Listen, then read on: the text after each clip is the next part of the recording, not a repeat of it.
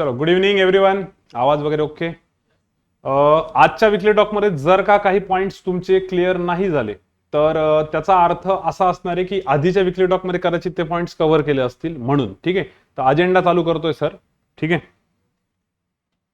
या विकली टॉकमध्ये जर काही पॉइंट्स क्लिअर नाही झाले तर त्याचा अर्थ असा असणार आहे की तो आधी कव्हर केला असेल म्हणून तो रिपीट नाही केलेला. बरोबर, कारण भरपूर वेळेस तेच पॉईंट बंबार्ड होऊन जातात. आता कदाचित एखादं नोटिफिकेशन आल्यानंतर काही मागचे पॉईंट्स परत बंबार्ड होतील, पण आता लेटेस्ट मध्ये जे सांगितलेले ते पॉईंट रिपीट नाही होणार. सो आपण याच्यात काय काय बघणार बघा. 15 दिवसांचं कडक लॉकडाऊन होणार आहे का 15 तारखेपासून, असं भरपूर जणांचं म्हणणं आहे, बऱ्याच जणांचं म्हणणं आहे. त्याच्याबद्दल एकदा फक्त स्टुडंटसाठी थोडंसं एक अनाऊन्स करून देऊ आपण. त्यानंतर आरबीआय ऑफिस अटेंडंट पेपरचा रिव्ह्यू होईल. फोटो आणि सिग्नेचरमुळे हॉल तिकीटचा थोडासा इश्यू झालेला आहे काही जणांचा, ते एकदा रिपीट करू. याच्या अगोदर पण सांगितलेले, पण अपकमिंग एक्झामसाठी परत तुमचा इश्यू नको व्हायला म्हणून त्याच्यावरती बोलू.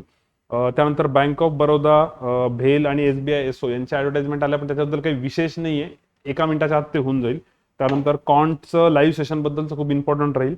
Olive board practice mock test आणि प्रॅक्टिस मॉकची टेस्ट सिरीज, या दोघांबद्दलचं काही जणांचं म्हणणं आहे, त्याच्याबद्दल अनाउन्समेंट होईल. सगळ्यात महत्त्वाचं तुमचा इम्पॉर्टंट सजेशन्स, तुमचे काही फीडबॅक असणारे, काही स्क्रीनशॉट असणारे, त्याचे काही उत्तरं दिल्या जाईल. कारण त्यात भरपूर जणांनी बरंच काही काही विचारलेले, काही सांगितलेले, ते सगळ्यांपर्यंत शेअर होईल. त्याच्यानंतर प्री एक्झामसाठीचं जे शेड्यूल मुलं फॉलो करतात त्याच्यात त्यांनी काय फीडबॅक दिला, आणि मेन एक्झामसाठी मुलं जे शेड्यूल फॉलो करतात त्यांचा काय फीडबॅक आहे, काय त्यांचे सजेशन्स आहे. ठीक आहे, बाकी आपले व्हिडिओज आणि पिक्स जे आपल्या टेलिग्रामवरती येऊन जातील हा व्हिडिओ झाल्यानंतर टेलिग्रामवरती येईल. ठीक आहे, सो पहिला पॉईंट चालू करू आपण 15 डेजचं लॉकडाऊनचा. सर ठीक आहे, ओके. तर भरपूर जणांचे मेसेजेस येत आहे की सर आम्हाला 15 दिवसांचा लॉकडाऊन होणार आहे, तर आम्ही थांबू की नाही, घरी जाऊ की नाही. आणि बरेच जे सिनियर स्टुडंट आहे ते स्वतःहून सांगताय की सर तुम्ही आता विकली टॉकमध्ये अनाऊन्स करून द्या, कदाचित होण्याचे चान्सेस आहेत. भरपूर जणांना तो अंदाज आलेला आहे. पण माझं म्हणणं आहे की जर सिच्युएशन इकडे खराब असेल किंवा तुम्हाला जर तुमचा मेसचा वगैरे थोडासा प्रॉब्लेम असेल तर लवकरात लवकर ते डिसिजन घेतलेलं बरं आहे. कारण आज 13 तारीख आहे, 15ला संध्याकाळपासून जरी लागलं तर एक उद्याचा दिवस उरलेला आहे. तर बघा तुम्ही त्या हिशोबाने. आणि काही रथी महारथी उलटे की जे म्हणतात आम्हाला औरंगाबादला यायचं प्रिपरेशनला घरी होत नाहीये, त्यांनी तर मग थोडासा विचार करूनच या. 2-3 दिवस थांबा, अजून थोडं अनाउन्समेंट होऊ द्या. आणि जेव्हा केव्हा तुम्ही येणार पण आहे, आज उद्या परवा 2 महिन्यांनी, तर आठवणीने काम करायचं. जे मुलं औरंगाबादला अभ्यास करतायत, क्लासचे असो, बाहेरचे असो, कोणाकडनं तरी कॉन्टॅक्ट घ्या, आमच्याकडनं घ्या, त्यांच्याशी एकदा कम्युनिकेशन करा की बाबा तिकडची सिच्युएशन काय आहे आणि मग या. कारण तुम्ही मला जरी विचारलं पर्सनली तरी आम्ही नाही सांगू शकत. आम्ही औरंगाबादच्या एकदम कॉर्नरला राहतोय आणि आपला क्लास मेन सिटी एरियामध्ये, तिथं काय चाललंय ते आपल्याला माहित नाही, तिकडची काय सोयी सुविधा आहे मेसचं वगैरे, तर एकदा विचारून घ्यायचं फक्त. क्लिअर. त्यामुळे सजेशन राहील की जर आता लॉकडाऊन होणार आहे, तुमचे मेसवाले सपोर्ट नाही करणार तुम्हाला, किंवा अजून काही इश्यू जर होणार असतील तर लवकरात लवकर घरी गेलेलं बेटर आहे. तर तुम्ही तुमच्या हिशोबाने डिसिजन घ्या. फक्त काही सिनियर मुलांनी मला सांगितलं की सर हा मेसेज एकदा तुम्ही देऊन टाका, म्हणून मी तो मेसेज दिलाय. ठीक आहे, तर पुढचा पॉईंट आहे फोटो सिग्नेचर हॉल तिकीटचा इश्यू, जो आता आरबीआय ऑफिस अटेंडंटच्या पेपरला झाला. सॉरी पहिले पेपर रिव्ह्यू आहे का? ओके, आरबीआय ऑफिस अटेंडंटचा पेपर रिव्ह्यू. ठीक आहे, पुढचा पॉईंट पेपर रिव्ह्यूचा आहे. तर आरबीआय ऑफिस अटेंडंटच्या पेपरच्या रिव्ह्यूसाठी काल पण खूप मुलांचे मेसेज आले की सर विकली टॉक पोस्टपोन झाला, मग तुम्ही सांगणार आहे की नाही. विकली टॉक पोस्टपोन होण्यामागचं रिझन जे काय असेल ते असेल, बट ते काही मी आता तुम्हाला सगळं डिटेल सांगत, पण एवढं सांगतो की काळजी खूप जास्त घ्या. खूप जास्त सध्या इश्यूज चाललेत लोकांचे, त्याच्यामुळे काळजी घ्या तुम्ही तब्येतीची. याच्यामुळे पण आमचे पण काही लेक्चर्स मागे पुढे होऊ लागले, जसं सगळ्यांना माहिती सध्या मॅडम पण क्वारंटाईन आहेत, त्याच्यामुळे या गोष्टींचा इम्पॅक्ट पडू शकतो तुमच्या अभ्यासावरती पण. तर त्यामुळे लक्ष द्या तब्येतीकडे, बिलकुल हलगर्जीपणा करू नका. चला पुढे पॉईंटवरती मला ते जस्ट कालचं क्लिक झालं की कालचा आपण पोस्टपोन केला होता. सो आज जो मंगळवारी विकली टॉक घेतो आपण फर्स्ट, खूप कमी वेळेस आपण पोस्टपोन करतो, त्यातलं एकदा पोस्टपोन केलेलं आहे. सो आरबीआयचा ऑफिस अटेंडंटचा जो रिव्ह्यू आहे त्याच्यामध्ये जेवढ्या मुलांशी बोलणं झालं, आता कसं आहे, मी रिव्ह्यूचं त्या मुलांना त्याच वेळेस नाही म्हटलं की तुमचा पेपर कसा गेला, काय गेला. खूप कमी जणांना रिप्लाय दिले, बाकीच्यांना म्हटलं की थांबा मी सोमवारी सांगतो. रिझन हे होतं की बऱ्याच वेळेस मुलं काय करतात ना, खूप एक्साइटमेंटमध्ये सांगून देतात काहीतरी अटेम्प्ट्स वगैरे. म्हणजे आता एखादी म्हणजे हाईट होती, मला 127 अटेम्प्ट असं सांगितलं, 127. आणि आता मी त्याचं नाव वगैरे नाही सांगत तुम्हाला, पण जर त्याला पुढे विचारलं असतं मी की बाबा मॅथ्सचा किती अटेम्प्ट करायचं, त्यांनी 133-34 पण सांगितलं असतं, काही सांगता येत नाही. तर हे कशामुळे, आता ज्यांनी आरबीआय अटेंडन्सचा रिव्ह्यू जे नुसतं ऐकतायत, ज्यांना माहित नाही, पेपरमध्ये क्वेश्चन्सच 120 होते, 120, आणि या हिरोने कुठून 127 केले असतील. आणि बरं मॅथ्सचा 30चाच पेपर आहे, तर त्यांनी जर म्हटलं 33-34 म्हणजे कळते काहीतरी गडबड करताय. तरी का ते हवा करण्यासाठी आपल्याला अटेम्प्ट नाही सांगायचे, म्हणून अटेम्प्टसाठी खूप 40-50 जणांचे मेसेजेस येऊ दिले, बऱ्याच जणांचे फोनवरती अटेम्प्ट घेतले, पूर्ण अनालिसिस केलं. त्याच्यात एक लक्षात आलेलं आहे, अटेम्प्टची जी रेंज आहे ती मॅथ्सची 20 जे आहेत, 20 मॅथ्सचे 20 पासून चालू झालेले आहेत, मग ते एकदम 30 पर्यंत गेलेले आहेत. आता काही जणांचे 20-22 एकदम हळूहळू केलेले, त्यांनी गडबड नाही केली. काहींचे 24-25 आहे, काहींचे थोडे जास्त त्यांनी थोडी रिस्क घेतली, काहींनी बिलकुल रिस्क नाही घेतली शेवटपर्यंत. प्रत्येकाचा आपापला पिक्चर आहे. पण जर का 20 अटेम्प्ट आहे म्हणजे सिलेक्शन होणार नाही आणि 30 अटेम्प्ट आहे म्हणजे सिलेक्शन होईल, असं आहे का? असं बिलकुल नाहीये. 20 अटेम्प्ट वरती पण सिलेक्शन होईल जर त्यांची अॅक्युरेसी राहिली तर, आणि 30 अटेम्प्ट वरती पण एखाद्या रिजेक्शन येऊ शकतं जर अॅक्युरेसी गेली तर. सिमिलरली तसंच लॉजिकच्या केसमध्ये. बट स्टील मॅथ्सचा अटेम्प्ट मी जो मेसेजमध्ये बघितला तो 20 पासनं चालू होतोय 30 पर्यंत जातोय, आणि लॉजिकचाही तसाच ऑलमोस्ट 20 पासून चालू होतोय 30 पर्यंत.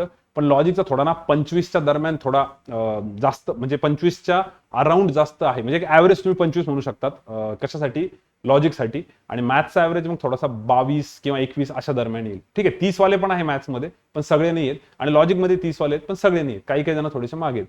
आता काही काही मुलं खूप एक्सपर्ट होते ज्यांनी खूप अगोदरपासून 1-1-1.5 वर्षापासून क्लासेस केले होते, आपलाही क्लास केला असेल किंवा अजून कुठला, तर त्या मुलांचं थोडं बेटर प्रिपरेशन होतं. पण जे मुलं फर्स्ट टाइम गेले होते त्यांनी ना असं डिसअपॉइंट नका होऊ जर तुमचा अटेम्प्ट 20 आणि 22 असा 42चा कॉम्बो असेल तर. बिलकुल नाही, मी म्हणतो त्याच्यावर पण सिलेक्शन होऊ शकतं जर तुमची अॅक्युरेसी राहिली तर. कारण काही गॅरंटी नाही की यांनी जेवढे केले तेवढे सगळ्यांचीच राईट आहे म्हणून. तर मला असं वाटतं की अटेम्प्ट बिलकुल मॅटर नाही करणार, मॅटर करेल तो म्हणजे अॅक्युरेसी तुमची when it comes to quant आणि लॉजिक. तरी इंग्लिशचा पेपर सरप्राइझिंगली इझी होता. भरपूर जणांचे मेसेज आले की इंग्लिशचा पेपर आजपर्यंत आम्ही मॉक टेस्टमध्ये पण इतका इझी नाही बघितला जेवढा इझी तिथं बघितला. तर बरोबर आहे तुमचं. त्याच्यामुळे जर तुमच्या मॉक टेस्टमध्ये तुमचं एक 60% अॅक्युरेसी असेल इंग्लिशसाठी किंवा 70% असेल तर सांगता नाही येत, इथं कदाचित 90%, 95% पण जाऊ शकते, इनफॅक्ट 100% पण येऊ शकते. बऱ्याच जणांचं इकडं जे जनरल बँकिंगचे पेपर आहे त्यात पण कधी कधी एसबीआय क्लेरिकलला पण 30 पैकी 30 मार्क घेतलेले पोरांनी, लिटरली घेतलेले, आणि त्यांना कधी मॉक टेस्टमध्ये आउट ऑफ नाही भेटले पण तिथे भेटले, कारण तिकडचा पेपर सोपा असतो. तसं तुमच्या केसमध्ये होऊ शकतं.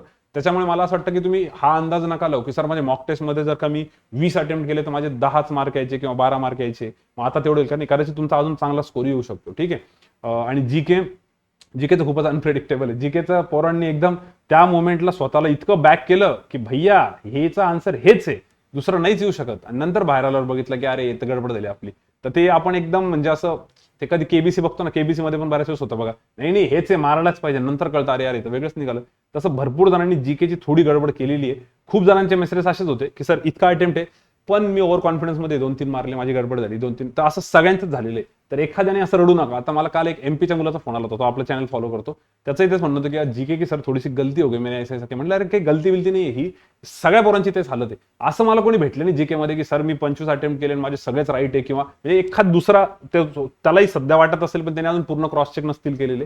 तर असं होतं. तर जीके तर चुकणं म्हणजे ते सोडूनच द्या तुम्ही. जीके बद्दल तुम्ही असं नका म्हणू की सर आमच्याकडनं चूक झाली, ते तुम्हाला थोडेसे सोडूनच द्यावं लागणार आहे. ते तर होतच. म्हणजे आता कालच्या मॅच मध्ये संजू सॅमसंगचं तुम्ही बघितलं असेल, तुम्ही असं नाही म्हणू शकत संजू सॅमसंगनी गडबड केली, लास्ट बॉलला 6 मारायला पाहिजे होता. त्याच्यात तुम्ही कॉमेंट्री हे ऐकलं का त्याचं प्रेस कॉन्फरन्स किंवा त्याचं बोलणं, तो म्हणे मला काहीच रिग्रेट नाही म्हणे कालच्या मॅचला, मी माझ्याकडनं 100% दिलं म्हणे. 119 रन केल्यानंतर अजून माणसानं काय करावं ना, म्हणजे लास्ट बॉलला तो म्हटलं मला जेवढं होईल तेवढं मी केलेलं आहे. तर त्या काही गोष्टी आहेत त्या तुमच्या हाताबाहेर जाणारच आहे शेवटच्या. तसं इथे तुमच्या जीकेचे काही क्वेश्चन ते जाणारच आहे, तुम्ही काही करून घ्या, त्याच्याबद्दल एवढं नका टेन्शन घेऊ. जे मुलं स्वतःला असे कोसतायत ना सध्या आरबीआय ऑफिस अटेंडच्या रिव्ह्यू मध्ये, तर जीके बद्दल ठीक आहे यार. आणि कधी तुम्ही हे पण चेक करा ना, तुम्ही जर का 20 अटेम्प्ट केले होते जीकेचे आणि नंतर जर तुम्ही 5 रिस्क घेतली असेल तर 5 पैकी तुमचे 3 चुकले म्हणून तुम्ही असं थोडंसं हे अपसेट होत आहे. पण ते 2 बरोबर आले त्याचा पण विचार करा ना, ते पण तर तुम्ही गोळीच मारली होती ना त्याची 2 मध्ये, पण ते येऊन गेले बरोबर. तर तसं होतच ते. त्याच्यामुळे त्याच्याबद्दल ना आता जास्त विचार नका करू. काय आहे ते आता तीर सुटलेलं आहे, ते झालं. ते जसा रिझल्ट लागल जे सिलेक्शन होईल ते आता डोक्यातनं काढून टाका. पण मुलांचा मला खूप जास्त फोर्स होता की सर कट ऑफ सांगा. ते बघा तुम्हाला दरवेळेसचं माहिती आहे की कट ऑफच्या मागे आपण कधीच पळत नाही किंवा कट ऑफचं प्रेडिक्शन करणं मुश्किल असतं, कारण बाकीच्या पोरांनी किती तीर मारलेले त्याच्यावरती डिपेंड करतं. आणि बाकीचे काही सांगता म्हणजे 127 सांगितल्यानंतर हाईट आहे पोरांची. त्याच्यामुळे मला असं वाटतंय की तुमचा क्वांट आणि एलआरचा अटेम्प्ट कमी जरी असला तरी तुम्ही पॉझिटिव्ह राहा, होप्स ठेवा, कारण तुमची जर तिथे अॅक्युरेसी असली तर. आणि जर का इंग्लिश आणि जीकेचा आता ते थोडंफार ऊपर नीचे हो जाएगा, वो उसकी में कितना वो बोनस देते कितना नॉर्मलाइज करते वो देखने लायक रहेगा. पण असं काही झालं नाही की सर ही शिफ्ट खूप डिफिकल्ट, जसं बँकिंगला होतं बघा बऱ्याच वेळेस, ही शिफ्ट खूपच अवघड आली, ही शिफ्ट खूपच सोपी आली. तसं काही ऐकायला भेटलं नाही, कारण ओव्हरऑल पेपर सगळ्यांना माहिती की सगळ्यात one of the easiest paper आहे पूर्ण बँकिंगच्या ह्याच्यामधला, त्यामुळे तेवढं एक्सपेक्टेड होतं. सो मला एवढंच म्हणायचं आता कन्क्लुजन की तुम्ही कट ऑफ कोणालाही विचारू नका, तुमच्यातही जास्त चर्चा नका करू. पेपर होऊन गेला, सोडून द्या. फक्त हा पॉझिटिव्ह तुम्ही 100% राहू शकता तुमचा जो पण अटेम्प्ट असेल, कारण जर बोनस भेटला तर 2-2, 3-3 मार्क्सचा पण बोनस भेटतो. फक्त तुमची सगळी अॅक्युरेसी आली पाहिजे. ऍटलीस्ट एका सेक्शन मध्ये जरी आली ना तर त्या एका सेक्शनचा तरी तुम्हाला बोनस भेटू शकतो. ठीक आहे, तेवढी तुम्ही दुआ करा. बाकी पेपरचा रिव्ह्यू तुम्ही पण असंच ऐकलं असेल. आणि काही मुलांचं असं पण होतं ज्यांनी आता ऑनलाईन बॅचेस केल्या होत्या, ते म्हणाले की सर ठीक आहे आम्हाला माहिती आहे आमचं सिलेक्शन नाही होणार, पण एक कॉन्फिडन्स येऊन गेला की यार हे आटोक्यात येण्यासारखे, म्हणजे हे होऊ शकतं बाबा, डुएबल आहे हे असं नाहीये की आमच्याकडनं होणार नाही. कारण ज्यावेळेस ते लेक्चर्स करतात त्यावेळेस आपण इकडे लेवल खूप वाढवलेली असते बघा, आणि त्यावेळेस त्यांना वाटतं की यार किती लवकर आन्सर देत आहे मुलं. पण जेव्हा त्यांनी पेपर दिला त्यावेळेस त्यांना एक तर कॉन्फिडन्स आला की सर ठीक आहे, मजा आली आम्हाला, आम्ही करू शकतोय, आम्हाला थोडी अजून मेहनत घ्यायची गरज आहे. तर मला वाटतं तुम्ही टेक अवेज घ्या त्यातनं, पॉझिटिव्ह काय काय आहे ते. ठीक आहे, बाकी ते पहिली एक्झाम आहे, होईल सिलेक्शन नाही होणार, त्या गोष्टी चालूच राहतात. काही जण लगेच मग त्यात मला काउंटर करत होते की सर पण आता आम्ही ग्रॅज्युएट होऊन जाऊ, मग काय होणार आहे. बघा घाबरून तर चालणार नाही, ग्रॅज्युएट झाल्यानंतर पण ग्रॅज्युएशनचे 1000 एक्झाम्स पडलेले इकडे. कसं आहे, कॉम्पिटिशन थोडीशी मोठी राहील, पण आपण पण अभ्यास करू ना, काय टेन्शन आहे त्यातनं. तर होईल तेवढं पॉझिटिव्ह राहा, निगेटिव्ह विचार करू नका, आणि त्या पेपरबद्दल आता डिस्कशन करणं सोडूनच द्या, त्याच्याबद्दल बिलकुल डिस्कस नका करू. रिव्ह्यू आम्ही थोडासा लवकर घ्यायला पाहिजे होता, पण आता ते काल थोडंसं पोस्टपोन झाल्यामुळे गडबड झाली. क्लिअर. सो आय होप सगळ्यांना रिव्ह्यू बद्दल आयडिया आली असेल. सर अजून आरबीआय बद्दल काय विचारत होते मुलं, काही आहे का काही पॉईंट, मी तो क्लिअर करतो. तेवढंच होतं आहे ना. तर या एवढ्या गोष्टी आहे, मी जस्ट सरांना विचारलं की जस्ट माझ्याकडनं जर राहिला असेल तर, कारण कमेंट्समध्ये तर मुलं नंतर टाकतीलच, पण कमेंट्सपेक्षा इथंच क्लिअर झालेला बेटर असतो. क्लिअर. बाकी दुसरं आता की ज्यांचा आरबीआय ऑफिस अटेंडंट झालेलं आहे त्यांनी आता रेग्युलर वीकली टॉक फॉलो करून काय करा, तुम्ही पुढच्या एक्झामसाठीची तयारी करा. भरपूर जणांचं तेच म्हणणं आहे की सर आता क्लेरिकलच्या अभ्यासासाठी काय करायचंय. पहिले तर मला वाटतं मला काही विचारण्यापेक्षा किंवा कुठला पण XYZ फॅकल्टीला पर्सनला विचारण्यापेक्षा तुम्ही स्वतःचं पहिलं अनालिसिस करा. तुम्ही पेपर देऊन आले, तुम्हाला लेवल माहिती कशी आहे, तुमचं किती प्रिपरेशन झाले, तुम्हाला तुमचे पण काही पॉईंट्स कळाले असतील, यार मला इथे नंबर सिरीजला प्रॅक्टिस करायची गरज आहे, मला इथे प्रॅक्टिस करायची गरज आहे, पहिले तिथूनच चालू करून द्या तुम्ही तुमचं. आणि नंतर मग आपल्या विकली टॉकमध्ये सगळी स्ट्रॅटर्जी असतेच बऱ्याच वेळेस. आता फक्त SBIची ऍडव्हर्टाइजमेंट येण्याचा थोडासा वेट करतोय आपण, कदाचित आता येण्याच्या मार्गावर आहे. ती एकदा येऊन गेली की मग तुम्हाला प्रॉपर परत एकदा प्लॅन दिला जाईल, आणि ऑलरेडी याच्या आधी पण दिलेला आहे. सर कुठल्या व्हिडिओमध्ये दिलेला आहे तर 9 मार्चचा एक विकली टॉक होता, ऑलमोस्ट 1 महिना होऊन गेला. 9 मार्च, ठीक आहे, 1 महिन्यापूर्वीचा आहे तो. युट्यूबवरती अवेलेबल आहे प्लेलिस्ट विकली टॉकची, त्याच्यात तुम्ही बघू शकता. क्लिअर. सो इतका रिव्ह्यू होता. याच्यामध्ये चुकून अजून काही एखादा पॉईंट राहिला असेल, कोणाला काही वाटत असेल तर कमेंट बॉक्समध्ये टाका, पण मोस्टली तरी एवढाच रिव्ह्यू मला मुलांना द्यायचा होता. क्लिअर. चला पुढे जाऊ आपण आता. आणि त्याच्याशी रिलेटेड हॉल तिकीटचा एक इश्यू होता, तो सांगतो मी sir. Photo signature hall ticket, ठीक आहे. फोटो सिग्नेचर हॉल तिकीट आणि डॉक्युमेंट्स हे पण आपण नंतर ऍड करून घेऊ या पॉईंटमध्ये, ठीक आहे. डॉक्युमेंट्स पण सांगायचे का बरं. भरपूर वेळेस मुलांना सांगितलेलं आहे की तुमचे जे फोटो तुम्ही अपलोड करताना ते थोडेसे क्लिअर ठेवा, तुमची जी सिग्नेचर असते ती थोडीशी क्लिअर राहू द्या. बऱ्याच वेळेस मुलं थोडीशी ब्लर सिग्नेचर असते, व्यवस्थित नसते, छोटीशी असते एकदम, आणि तरी पण ते अपलोड करता, फॉर्म सबमिट होतो, सक्सेसफुल होतो, त्यांचं हॉल तिकीट पण जनरेट होतं, इथपर्यंत होतं. आणि ज्यावेळेस ते एक्झामला जातात ना, त्या लिस्टमध्ये त्यांचं नाव नसतं. लिटरली असं होतं. आणि असं झालं, कोणाचं झालं, अमोल सोबत झालं. त्यांनी फोन केला होता, म्हणे सर असं झालं. म्हटलं आता काही होऊ नाही शकत. म्हणे सर मलाही कळालं, पेपर तर होऊन गेला माझा, मी फोन फक्त यासाठी केलेला आहे की मुलांना हे कन्वे करा. हे आम्ही ऑफलाईनमध्ये खूप वेळेस सांगायचो, आताही एखाद्या व्हिडिओमध्ये मी सांगितलं असेल, पण आता कदाचित इकडं परत मला वाटतं रिमाइंड करून टाकावं. तर जे पण मुलं हे ऐकताय ना, फोटो सिग्नेचर हे आरबीआय वाल्यांसाठीच नाही, सगळ्या तुम्ही जेवढे गव्हर्नमेंट एक्झाम देत आहे, कसं होऊन जातं तुमचा फोटो कधी कधी थोडासा ब्लर असतो, कधी कधी सिग्नेचर असते, कधी त्याची साईज खूपच कमी करून टाकतात, किंवा मग ते एकदम छोटीशी सिग्नेचर करतात पोरं त्या पेजवरती. तर बऱ्याच वेळेस ना अपलोडिंगला प्रॉब्लेम येतो, किंवा कधी कधी अपलोड होऊन सक्सेसफुल होऊन पण जातं, पण पुढे गेल्यानंतर हॉल तिकीट जनरेट होत नाही एकदम. आणि हॉल तिकीट कधी जनरेट होत नाही तेव्हा कळतं तुम्हाला, ज्यावेळेस हॉल तिकीट आलेलं असतं एक्झामच्या 10 दिवस अगोदर, त्यावेळेस ते लिंक पण बंद झालेली असते. बरं काही जणांचे तर हॉल तिकीट पण येतात, आणि तिथं गेल्यानंतरच, आता जसं आपल्या क्लासची एक स्टुडंट होती पूजा निळे, मला तिचं चांगलं आठवते, तिने जर जवळपास 10-12 एक्झाम दिल्या होत्या त्याच फोटोवरती, त्याच सिग्नेचरवरती, पण SBIला मागच्या वर्षी तिची गडबड झाली होती. आणि तिथं गेल्यानंतर मी तिथं स्वतः होतो प्रेझेंट, पण काहीच नाही करू शकत. तिथं जे TCSचे सर होते, TCS इनफॅक्ट SBIचेच एक सर होते, त्यांचं नावही आठवते मला, साहू सर म्हणून होते, ठीक आहे. बऱ्याच जणांना आठवत असतील बघा, ते कॅप घालतात. तर ते तिथे म्हटलं होतं की सर काहीच नाही करू शकत म्हणे आम्ही, आता या लिस्टमध्ये नावच नाही म्हणे, तर जरी आम्हाला माहिती की तुम्ही फॉर्म भरले तरी काय करणार आहे. आणि असं हे तिचं एक एक्झाम्पल लाईव्ह जे मी डोळ्यासमोरासमोर बघितलेलं आहे, असे भरपूर एक्झाम्पल्स आहे. त्याच्यामुळे ना बिलकुल निष्काळजीपणा करू नका, आणि दरवेळेस लक्षात ठेवा की फोटो आणि सिग्नेचर जो आहे तो तुमचा थोडासा चांगला, क्लिअर, व्यवस्थित ठेवा. आता काही जण म्हणतील सर मी तर याच फोटो याच सिग्नेचरवरती मागच्या 8-10 एक्झाम दिलेल्या आहेत. अरे पण तुम्ही वाट नका बघू की तुमचा कधी गडबड होईल. जर तुम्ही तुमचं बघून घ्या, ते खूपच जुने असतील वगैरे, थोडासा नवीन अपलोड करा, काही बिघडत नाहीये. आणि स्वतःच्या मेल आयडी वरती सगळं सेव्ह करून ठेवायचं, म्हणजे कधी पण लवकर तुम्हाला अपलोड पण करता येईल, ठीक आहे. दुसरं डॉक्युमेंट्सचं भरपूर जणांचं असं होतं, आता जसं आरबीआयला आम्ही बघितलं, किंवा आता चालू आहे पुढे IBPS RRBला, बऱ्याच जणांचे EWSचे सर्टिफिकेट असतात, काही जणांचे कास्टचे असतात, व्हॅलिडिटीचे असतात. हे जेवढे पण सर्टिफिकेट्स आहे ना, हे ज्या टाइमला अपडेट करायचं असतं आणि ज्या इयरसाठीचं असतं ते सगळं क्लिअर करून ठेवा. बरेच जण काय करतात, फॉर्म भरताना देतात फॉर्म मध्ये भरून, आणि नंतर मग म्हणतात की सर आता मागच्या वर्षीचं कसं काढू. तर मागच्या वर्षीचं कसं निघणार आहे, बॅकडेटेड तुम्ही काढू नाही शकत, सगळं कम्प्युटराइज झालेलं आता. असं पण नाहीये की मी त्यांना सांगतोय सर प्लीज तुम्ही मागचं लिहून घ्या, नाही लिहू शकत, ते बॅकडेटेड आहे.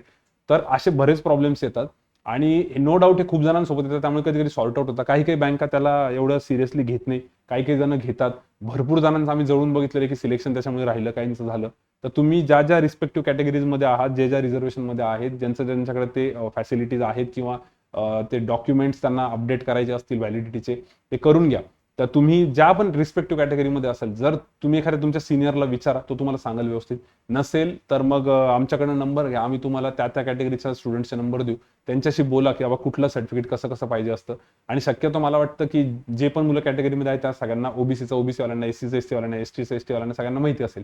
पण ते सेंट्रलचं स्टेटचं हे सगळ्या गोष्टी क्लिअर ठेवा, कारण वेळ आहे आत्ता. म्हणजे बऱ्याच वेळेस बँका काय करतात की तुम्ही ज्या वर्षी अप्लाय करताय ना त्या वर्षाचंच त्यांना पाहिजे असतं, पुढच्या वर्षाचं नाही. आणि दर अकॅडमिक इयर नंतर ते रिन्यू करावं लागतं. जसं आता 31 मार्च होऊन गेलं, त्याच्यामुळे बोललो मी. ठीक आहे, क्लिअर. तर या गोष्टीला लाईटली घेऊ नका. पुढच्या वेळेस जी पण नोटिफिकेशन येईल त्यावेळेस मी दोन्ही पॉईंट रिपीट करून टाकेल, पण तरी पण तुम्ही तुमच्या लक्षात राहू द्या आणि बाकीच्यांना पण कन्वे करा. सगळ्यांचाच फायदा होईल, त्याच्यामुळे कोणाचं नुकसान नको व्हायला. ठीक आहे, चला पुढे जायचं. बँक ऑफ बरोदा, भेल आणि एसबीआय पी याच्यावर तर 10 सेकंद पण खूप झाले. याच्याबद्दल ना खूपच कमी वॅकन्सीज आहे. म्हणजे एसबीआय एसओची तर काहीतरी एकच, SBI P sorry SBI SO. भेलच्या आहेत 40 जागा, पण काही जनरलच्या आहे, काही वेगळ्या आहेत. आणि बँक ऑफ बरोदाची जी आहे ती तर एक्सपिरियन्ससाठी आहे. तर आता आम्ही त्याच्याबद्दल बोलणार तर होतो विकली टॉकमध्ये. मला काही जणांनी मेसेज पण केले होते की सर भेल के बारे में बताइए, लेकिन दिक्कत क्या आहे, त्याच्यामध्ये सांगण्यासारखं ना म्हणजे असं एक्झॅक्टली खूप कमी ऍप्लिकेशन्स येतील आणि त्या मुलांना पण त्यात नेमका कुठे डाऊट आहे ते बघावं लागेल. तर मग इथं त्याच्यावरती इतका वेळ देण्यात मजा नाही, कारण की आम्ही बघितलं तर तेवढी जास्त क्राऊड नाही आहे तिन्ही एक्झामसाठी. ते तिघांचे नोटिफिकेशन ओम सरांनी आपल्या टेलिग्राम चॅनलवरती टाकले असतील किंवा त्यांना मी परत टाकायला लावतो आता विकली टॉक झाल्यानंतर. तर माझं काय म्हणणं, तुम्ही ते एकदा बघा.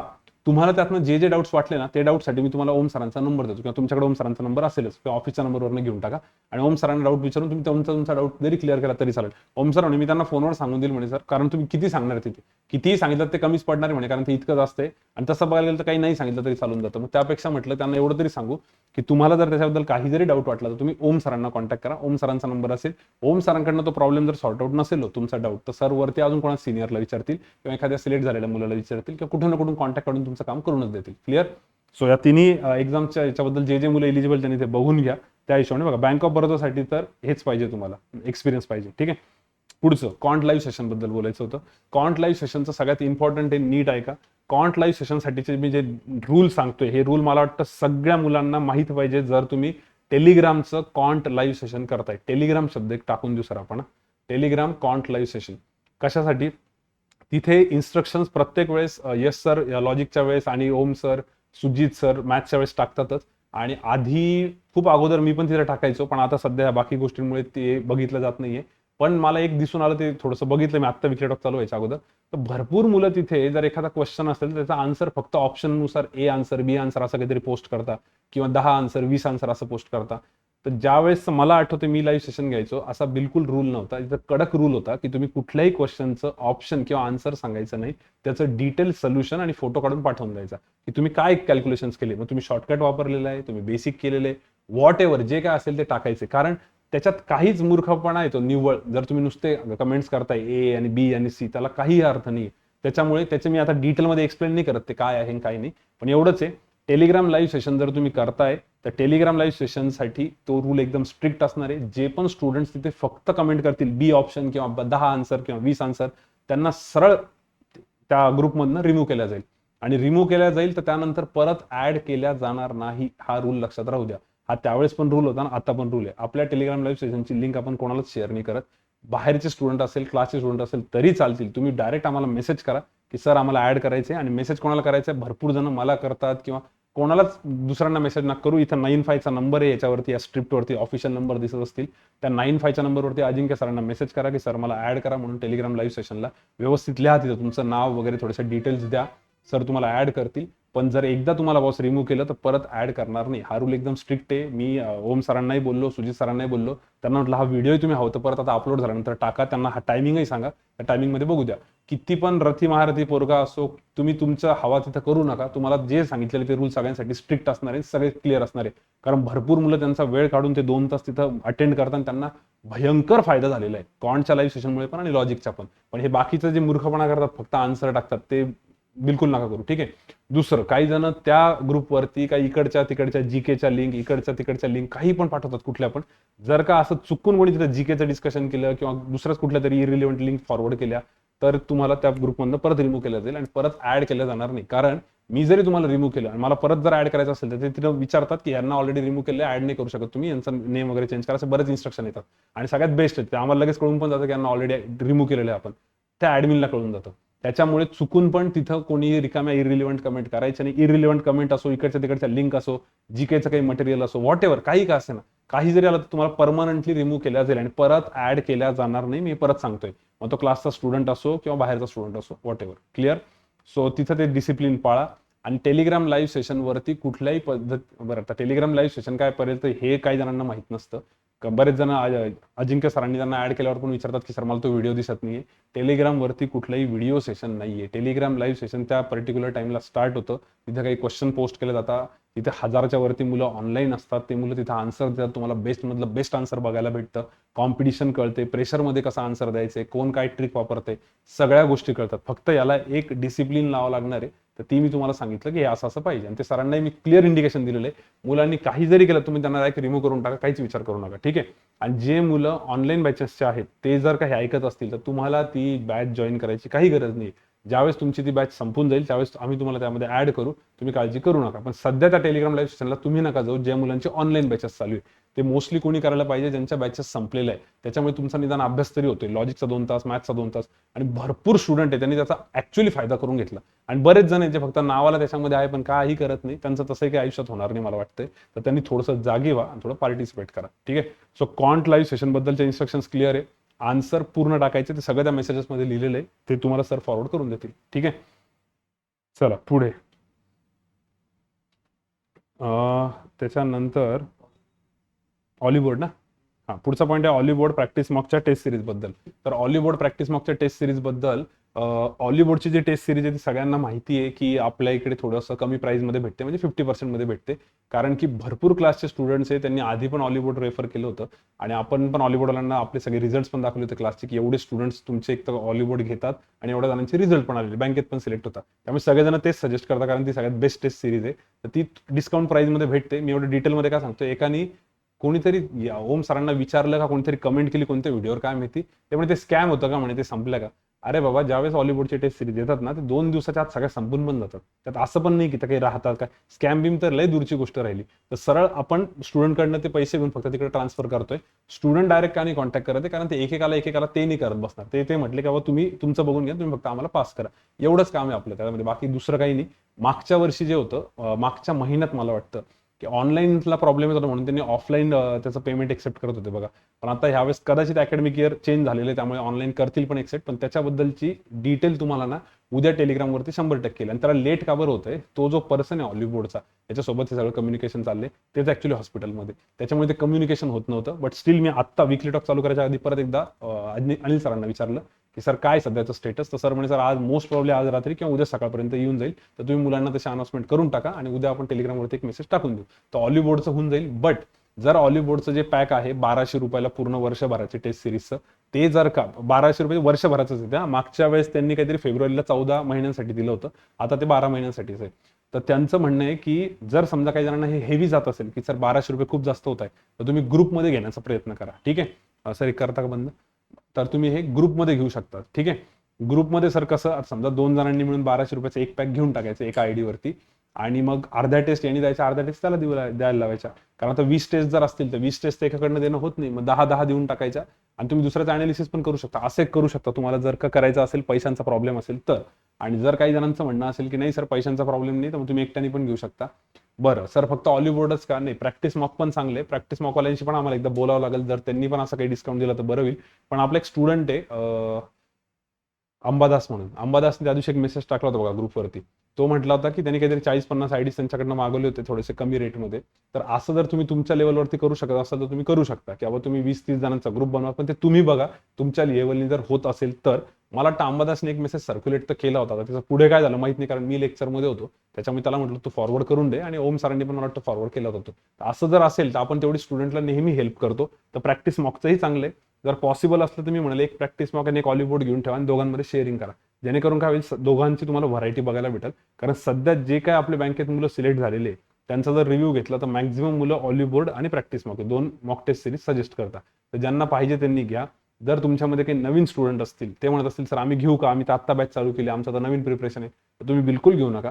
तुम्ही काय करा, सध्या फ्रीवाल्या टेस्ट देत राहा. फ्रीवाल्या भरपूर टेस्ट आहे. कोणत्या टेस्ट आहे सर फ्रीवाल्या, याची एक चांगली लिस्ट तुम्हाला आजच्या वीकली टॉकच्या सगळ्यात शेवटी व्हिडिओच्या खाली भेटून जाईल. ठीक आहे, कमेंट सेक्शनमध्ये बघा, वैभव सर टाकून देतील सगळ्यात शेवटी, तर ते पण चालून जाईल.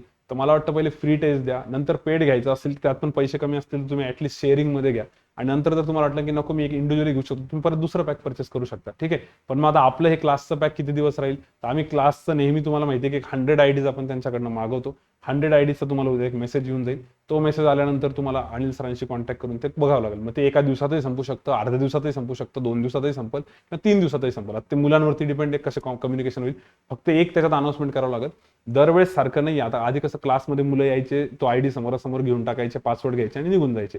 आता कसं आहे, आता सर घरी आहेत, तुम्ही तुमच्या गावाला असणार आहे, तुम्ही सरांना आता कॉल करणार, सर तुम्हाला डिटेल्स पाठवतील किंवा ते व्हॉट्सअपवर उद्याचा मेसेज तुम्हाला येऊनच जाईल टेलिग्रामवरती, तर तुम्हाला वेट करावं लागेल ना, 1-1.5 दिवस तरी वेट करा. असं नाही की तुम्ही पेमेंट केलं सर मला लगेच भेटला नाही ID, तुम्हाला पेशन्स ठेवावं लागतील त्यासाठी, कारण आता तुम्ही समोरासमोर नाही, समोरासमोर असतं तर 5 मिनिटात होऊन गेलं असतं ते. तर त्याच्यासाठी उद्याचा मेसेज नीट वाचा आणि थोडे पेशन्स ठेवून त्याच्यावर मला वाटतं सरांनी क्लिअर सांगितलं असताना की फक्त व्हॉट्सअपलाच त्यांना मेसेज करा. शक्यतो कॉल अवॉइड करा, मेसेज करा, आणि मेसेज केल्यानंतर थोडा वेळ लागेल पण ते देऊन टाकतील तुम्हाला व्यवस्थित. ठीक आहे, तर जे काय असेल ते उद्या बघा. खूप जणांचे मेसेजेस होते, खूप जास्त जणांचे, काही जणांचे कॉलही होते. कालच होते की सर वीकली टॉकमध्ये सांगा ऑलिव्हबोर्ड बद्दल, तर मग आता हे मी क्लिअर केलं. ठीक आहे, तर मोस्ट प्रॉब्ली ते उद्या येऊन जाईल. नाही आलं, आता उद्या 14 तारीख आहे, कदाचित एखादी सुट्टी पण असू शकते, तर सुट्टी असल्यामुळे कदाचित मध्ये 15ला पण जाऊ शकतात. त्यांच्या तिकडे वर्किंगमध्ये पाहिजे ना, आणि तिकडे काय झालेलं आहे, ज्या पर्सन सोबत आपण कॉन्टॅक्ट करत होतो ते हॉस्पिटलमध्ये असल्यामुळे तो जो दुसरा पर्सन आहे तो तर विश्वासच ठेवत नाही की तुम्हाला एवढ्या स्वस्तात देता कसं काय आमचं हे. म्हटलं अरे अहो, आधीपासून चाललंय, त्यांच्याशी कम्युनिकेट करायला प्रॉब्लेम येतो. आणि दुसरा प्रॉब्लेम आपल्याकडनं कोण कम्युनिकेट करतो, तर फातिमा मॅडम, आणि मॅडम हे सध्या क्वारंटाईन आहे, त्याच्यामुळे मग थोडंसं डिले होत होते. तर तेवढ्या गोष्टी फक्त तुम्ही समजून घ्या. क्लिअर, चला आता पुढे जाऊ. पुढचं आहे इम्पॉर्टंट फीडबॅक सजेशन स्क्रीनशॉट. ठीक आहे, हां ते तर ते सगळ्यात महत्त्वाचा पार्ट आहे हा, नीट ऐकून घ्या तुम्ही. याच्यामध्ये सगळ्यात महत्त्वाचं, मला काही पेरेंट्सचे कॉल आले होते की सर आमच्या स्टुडंटची प्रोग्रेस किती आहे, काय आहे, आणि ते ॲक्च्युली अभ्यास पण करतायत ते स्टुडंट्स, असं काही नाही अभ्यास करत नाहीये. पण कुठेतरी मी ज्यावेळेस त्यांच्या पेरेंट्सला म्हटलं की अरे हे आमच्याशी किती वेळेस बोलतात, यांनी आम्हाला किती कॉन्टॅक्ट केलेला आहे, तुम्ही त्यांना विचारा. आणि मी त्यांच्याशी बोललो, तर त्या मुलांचंच म्हणणं की सर आम्ही तुमच्याशी जास्त कॉन्टॅक्ट नाही केला, पण हां आम्ही वीकली टॉक ऐकला वगैरे वगैरे. तर माझं म्हणणं तसं नका करू ना. तुम्ही जरी वीकली टॉक ऐकताय ना, तुम्ही 15 दिवसाला 20 दिवसाला का होईना पण तुमचा थोडासा फीडबॅक द्या, किंवा तुमचा एखादा ग्रुप बनवून ग्रुप सोबत तरी ऍक्टिव्ह राहा. आता काही मुलं फक्त इंडिव्हिज्युअली करताय, तर इंडिव्हिज्युअली अभ्यास केला तर होणार नाही का, अरे डेफिनेटली होऊ शकतो असं नाही, पण तरी काही गोष्टींसाठी थोडं अपडेटेड राहा ना, तर तुमचे रिझल्ट थोडेसे लवकर येण्याचे चान्सेस राहील. बऱ्याचशा गोष्टी कळतात तिकडनं. तर माझं म्हणणं फक्त हे ऐकून सोडून नका देऊ, थोडं थोडं कम्युनिकेट करत राहा. फातिमा मॅडम सोबत करा, यश सरांसोबत करा, माझ्यासोबत करा, अजित सर आहेत, ओम सर आहेत, सुजित सर आहे, महाजन सर आहेत, सायली मॅडम आहेत. तर थोडं थोडं थोडं थोडं टचमध्ये राहा सगळ्यांच्या, बऱ्याच गोष्टी आपल्याला अपडेटेड कळतात. आता मी ज्यांच्याशी बोललो त्यांना म्हटलं की तुम्ही लाईव्ह सेशन करता का, नाही सर आम्ही ते रेकॉर्डेड करतो. मग कसं होणार आहे मला सांगा ना, लाईव्ह सेशनमध्ये तुम्हाला कॉम्पिटिशन लक्षात येतं ना त्या मोमेंटला. आणि हे लाईव्ह सेशनचा एवढा एका वर्षात आपले रिझल्ट खूप जोरदार आले, 3-4 दिवसात पोस्टर येऊन जातील, तुम्ही बघा. एवढा फायदा का बरं झालेला आहे, कारण मुलांकडनं अभ्यास करून घेतला जातो तिथे. तुम्ही अभ्यासाला बसा 2 तास लॉजिकचा, तुम्हाला कधी कधी बोर होईल, पण तिथं जर सेशन आहे तुम्हाला माहिती 1 ते 3, तर त्या निमित्ताने ते होऊन जातं आपलं. त्याच्यामुळे मी काही पेरेंट्स सोबत बोललो ना, तर ठीक आहे आमची पण चूक आहे की आता आम्ही प्रत्येकाला नाही विचारलं, पण तुम्ही विचार करा ना, इतके स्टुडंट्स आहे, इतक्या बॅचेस आहे, ऑफलाईन ऑनलाईन, बाहेरचे इकडचे तिकडचे सगळीकडचे, प्रत्येकाशी आपण कसं लक्षात राहील ना. आणि वेळ बराच जातो ना, प्रत्येकाने कॉल केल्यानंतर एक 10-15 मिनिटं त्यांच्याशी कॉल बोलल्यानंतर एवढा सगळ्यांशी आपण बोलू नाही शकत. तर माझं म्हणणं आहे की तुम्ही पण थोडासा इनिशिएटिव्ह घ्या या बाबतीत, तुम्हालाही फायदा होईल. कारण की आता बऱ्याच जणांचं असं असेल की सर आमच्या ग्रुपमधले सगळे सिलेक्ट झाले, मग मी एकटाच राहिलो. ते नॅचरल आहे, थोडंसं प्रेशर येतं. मग अशा वेळेस ऍटलीस्ट काही सिनियरशी बोला जे बँकेत सिलेक्ट झालेले, काही टीचर लोकांशी बोला, बऱ्याच जणांशी तुम्ही बोलू शकतात, पण थोडंसं मोकळं व्हा. कारण हे कॉम्पिटेटिव्ह एक्झाममध्ये कसं आहे ना, एवढा सिलेबस तोच तोच तोच तोच तोच तोच रिपीट रिपीट रिपीट रिपीट करायचा असतो. एका मुवमेंटला स्टॅग्नन्सी येऊनच जाते. घरचं वेगळं प्रेशर, बाहेरच्या अजून भरपूर XYZ खूप प्रेशर असतात मुलांना. तर थोडंसं स्पीकअप, मला एवढंच म्हणायचं, बाकी काही नाही. थोडंसं बाहेर मन मोकळं करत जा, म्हणजे तुम्हाला थोडंसं प्रिपरेशन करायला बरं राहील. ठीक आहे, त्याच्यानंतर काही बँकर्सचे मी तुम्हाला नंबर दिले होते बघा. भरपूर जण दरवेळेस मेसेज करता की सर या स्टुडंटचा नंबर द्या, याचं सिलेक्शन झालं, हिचं सिलेक्शन झालं, मला एजन्सी बोलायचं, मला यांच्याकडनं गायडन्स पाहिजे. बिंदास बोलत आहे, तुम्ही आत्ताच बोललो बघा तुम्हाला की बोलायला पाहिजे. पण ना यार, थोडंसं बोलताना ना व्यवस्थित विचारा, त्यांना त्या गोष्टी फॉलो करा. कारण काही जणांची कंप्लेंट आली मला की म्हणजे सर हे मुलं नुसतं विचारता पण हे मुलं तेवढे फॉलो करत नाही असं वाटतं म्हणे. कारण आम्ही त्यांना जेव्हा काउंटर क्वेश्चन करतो किंवा तुम्ही हा होमवर्क केला का, सरांनी सांगितलं, मॅडमनी सांगितलं एवढं केलं का, यस सरांचं टेलिग्राम लाईव्ह सेशन केलं का, तर हे ऐकल्यावर ते म्हणतात नाही आम्ही करतच नाही. म्हणजे सर जर यांना ह्या बेसिक गोष्टीच हे करत नाही ते मला कोणत्या बेसिसवर विचारताय, म्हणजे यांनी पहिले त्याच गोष्टी फॉलो केल्या पाहिजे ज्या तुम्ही सांगतायत तिकडे. तर असं भरपूर बँकेतले जे स्टुडंट्स आपले जे सिलेक्ट झालेले त्यांचीच कंप्लेंट आहे की मुलं करत नाही, नुसतं विचारतात म्हणून. तर त्यामुळे जे पण मुलं दुसऱ्या कोणाला विचारणार आहे ना, तर पहिले तुम्ही यार खरंच या सगळ्या गोष्टी नीट करा.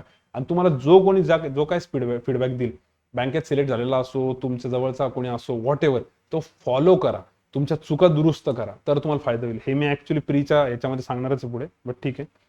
बाकी काही जणांचं म्हणणं आहे की फातिमा मॅडमला मी कॉल वगैरे केले, मॅडमने रिप्लाय नाही दिला. सगळ्यांना माहित नसेल त्यामुळे मी एकदा इथं सांगून देतो. मॅडम सध्या क्वारंटाईन आहे, तर एवढा आठवडा तर मॅडम घरीच असणार आहेत, आरामच करतील किंवा थोडी काळजी घेतील. मॅडमचं म्हणणं आहे सगळ्यांना सांगा काळजी घ्यायला भरपूर. आणि कदाचित आता या गडबडीमुळे थोडासा विकनेस आहे, थोडा नाही भरपूर विकनेस आहे, त्याच्यामुळे कदाचित मॅमची कॉल अटेंड करणं होत नसतील, रिप्लाय देणं होत नसतील. तुम्ही अपेक्षा पण ठेवू नका की लगेच पुढे रिप्लाय येईल म्हणून, तर थोडंसं ऍडजस्ट करून घ्या. पण तुम्ही मॅडमच्या बिहाफमध्ये आता सायली मॅडम, महाजन सर आहेत, त्यांचे कॉन्टॅक्ट नंबर लाऊट क्लिअरिंगच्या ग्रुपवरती आहे, तुम्ही त्यांना कॉन्टॅक्ट करू शकता. तर काहीतरी मुलांनी रिकामी मिसअंडरस्टँडिंग नका करू की मॅडमला इतके कॉल केले, मॅडमनी उचललं नाही, तब्येत बरी नसल्यामुळे मॅडम उचलत नाही. बाकी आता पुढची इम्पॉर्टंट फीडबॅक सजेशन्सचं बघू. एका हिरोला आम्ही असंच रिमूव्ह केलेलं आहे कारण त्यांनी रिकामं काहीतरी जीकेचे क्वेश्चन टाकले होते तिथे, ठीक आहे, त्याचा स्क्रीनशॉट होता. दुसरं एक हा जबरदस्त पोस्ट आहे, ही मी आज आठवणी टाकणार आहे, की आपण ते म्हणतो ना थेंबे थेंबे तळे साचे, त्या टाईपमध्ये. भरपूर जणांचं म्हणणं असतं सर एवढंसं करून काय होणार आहे, काय होणार आहे. तुम्ही थोडं थोडं जरी केलं ना, त्याचा इतका भारी इम्पॅक्ट पडतो पुढे. त्याचं एकदम बेस्ट एक्झाम्पल आहे. याचा तुम्हाला मी याच्यावर टाकला आज टेलिग्रामवरती टाकून दिले, ठीक आहे. एकदम जबरदस्त आहे. 1.00 365 असं आहे, एक मॅथमॅटिकल इक्वेशन आहे. तेवढं फक्त बघा, एकदम कडक आहे. तेवढं मात्र तुम्ही करायला पाहिजे, ठीक आहे. पुढे बघू. एक ऍग्रिकल्चरच्या स्टुडंटचा मेसेज होता, मी आता सगळ्यांनी वाचत, फक्त शेवट वाचतो की त्यांनी काय सांगितलेलं होतं. हा विकली डॉकचं शेड्यूल सर पूर्ण नाही होते, मग खूप जास्त टेन्शन येतं आणि वेळ नाही आहे, काहीतरी MSc पण चालू आहे साईड बाय साईड, ठीक आहे, ऍग्रिकल्चर स्टुडंट आहे. तर माझं काय म्हणणं आहे, जे जे जॉब करणारे आहेत किंवा आता रिसेंटली मागच्या 2-1 महिन्यामध्ये खूप जणांच्या घरी बरेच फॅमिली इश्यूज, बरेच मेडिकल इश्यूज आले होते, त्यामुळे बऱ्याच मुलांचं बरंच काही होत नाहीये. तर माझं काय म्हणणं आहे, वीकली डॉकमध्ये मी जर समजा 10 गोष्टी सांगतोय, तर सगळ्याच गोष्टी तुमच्याकडनं होतील असं नाही, कारण तुमच्या तिकडचे काय सर्कमस्टन्सेस आहे ते आम्हाला माहित नाहीये. तर तुम्ही स्वतःला त्याच्यामुळे ना असं कोसू नका की यार माझ्याकडनं होत नाहीये, टेन्शन नका घेऊ. तुम्ही त्याच्यात काय करा, प्रायोरिटी करू शकता. समजा एखाद्याकडनं दिवसभरात 4 तास आहे, तर मी जर इकडे मॅथ्स, लॉजिक, इंग्लिश, जीके 2-2 तास सांगतोय तुम्हाला, आणि तुमच्याकडे जर 4 तास आहे, तर तुम्ही प्रत्येकाला 1-1 तास देऊन टाका. प्रायोरिटी वाईज करा. इंग्लिश रिडिंग कंटिन्यू चालू ठेवा, बाकीच्या गोष्टी तुम्ही कव्हर करू शकता. सो बेसिकली मला म्हणायचं की ज्यावेळेस तुम्हाला माहिती आहे की तुमच्याकडे इतकाच वेळ आहे, तर तुम्ही तेवढा वेळ फक्त युटिलाइज करा आणि बाकीच्या जगाचं टेन्शन सोडून द्या की हा इतक्या वेळ अभ्यास करतोय, ही इतक्या वेळ अभ्यास करते. तुम्ही काही करू शकता का? तुम्ही किती जरी हातपाय आपटले, रडले, तर तुम्ही काय 4 तासाचे 40 तास तर नाही बनवू शकत आहे. मग जाऊ दे ना, टेन्शन कशाला घ्यायचंय. तर मला तो एक मेसेज वाचून असं एक रिअलाइज झालं, तुम्ही स्क्रीनशॉट याच्यामुळे काढला, की मुलं अननेसेसरी गोष्टींचं खूप कधी कधी टेन्शन घेतात. तर तुम्ही खरंच असं विचार करा, जेव्हा पण तुम्हाला टेन्शन येईल ना कुठल्याही गोष्टीचं, फक्त हा विचार करा की याच्यावर सोल्युशन आहे का. असेल तर लगेच अप्लाय करा, जे काय असेल ते. जसं आता नुसतं विचार करण्यापेक्षा पटकन त्याच्यावर ऍक्शन घेतलेली बरी आहे. मागच्या वेळेस एक कोड दाखवला होता बघा आपण, 20 मिनिट्सची प्रॅक्टिस करणं ही खूप बेटर आहे की 20 तास नुसता विचार करत बसणं की मी काय करू म्हणून, ठीक आहे. त्याच्यामुळे पटापट पटापट पटापट मला वाटतं त्याच्यावरती काम करायचं, अननेसेसरी टेन्शन न घेऊ. आता हे जिनी मला मेसेज केला होता, हिला मी तेच म्हटलं विकली टॉकमध्ये सांगत, तर मी हेच सांगणार आहे की बघ तुझ्या हाताबाहेर ना सगळ्या गोष्टी, तुझं MSc चालू आहे ना तेवढं कम्प्लीट कर. आणि जो काही तुझ्याकडे 3-4 तास असेल, त्यात काही वेळ जीके, काही वेळ इंग्लिश, काही वेळ लॉजिक, असं आवडीने करायचं फक्त. एक असं बर्डन घेऊन तुम्हाला तो एखादा काही कोणीतरी जॉब सांगितलाय करायला आणि एवढं करायला सांगितलं, त्याच्यात काही मजा नाही. आपण बऱ्याच वेळेस म्हणतो ना, ती जर्नी एन्जॉय करा. जर्नी एन्जॉय करा म्हणजे ती लॉजिकची जर तुम्ही प्रॅक्टिस करता, तुम्हाला ते पझल सॉल्व्ह करायला मजा आली पाहिजे. मॅथ्सचं पण, इंग्लिशचं तुम्ही रिडिंग करता, तर मजा आली पाहिजे तुम्हाला. असं बर्डन नाही पाहिजे, कोणीतरी रिकामं बसवलं. लहान मुलांना आपण होतो नाही करच एवढा अभ्यास तू, तसं नाही झालं पाहिजे. तर ती गोष्ट शिकून घ्या, तर तुमचे रिझल्ट पण चांगले येतील आणि लवकर येतील. फक्त एवढं नेहमी लक्षात ठेवायचं लाईफमध्ये की कोणत्या गोष्टीचं टेन्शन घेता तुम्ही, त्याच्यावर सोल्युशन आहे का, असेल तर करा अप्लाय, नसेल तर सोडून द्या, कशाला टेन्शन घ्यायचं, ठीक आहे. बऱ्याच वेळेस मी एक सिंपल एक्झाम्पल सांगतो, कधी कधी ना इंग्लिशचा एखादा वोकॅबचा वर्ड येतो आणि तो वोकॅबचा वर्ड बघितल्यावर असं टेन्शन होतं की यार आपल्याला काहीच मिळालं. पण नंतर विचार करायचा, तुम्हाला त्या वर्ड बद्दल काहीच माहित नाहीये, तुम्हाला काहीच आयडियाच नाहीये काहीच, मग कशाला विचार करायचा, पटकन पुढे निघून जायचं. आणि जर एखादा असा वर्ड असेल की यार समजा सिनिकल वर्ड आहे, सिनिकल, आता सिनिकल वर्ड खूप वेळेस वाचलेला यार पण मला आठवत नाहीये, तर मग मात्र तुम्हाला खरंच लाज वाटली पाहिजे, तुम्ही घरी येऊन अभ्यास केला पाहिजे की नाही यार माझ्या नोटबुक मधला वर्ड होता सिनिकल, मला माहित पाहिजे होतं, याच्याचे 4-4 सिनोनिम मी इथे लिहिले होते, मला तिथं कसं काय आठवलं नाही. तर जी गोष्ट तुमच्या हातात आहे ती करा ना. तुम्ही त्यावर काय करू शकता, फार तर घरी आल्यानंतर अभ्यास करू शकता, तेवढा अभ्यास करा. पण तिथे जाऊन रिकामं रिग्रेट करण्याचं टेन्शन घ्यात काय अर्थ आहे, असं सगळ्याच ठिकाणी सांगतोय. पुढचं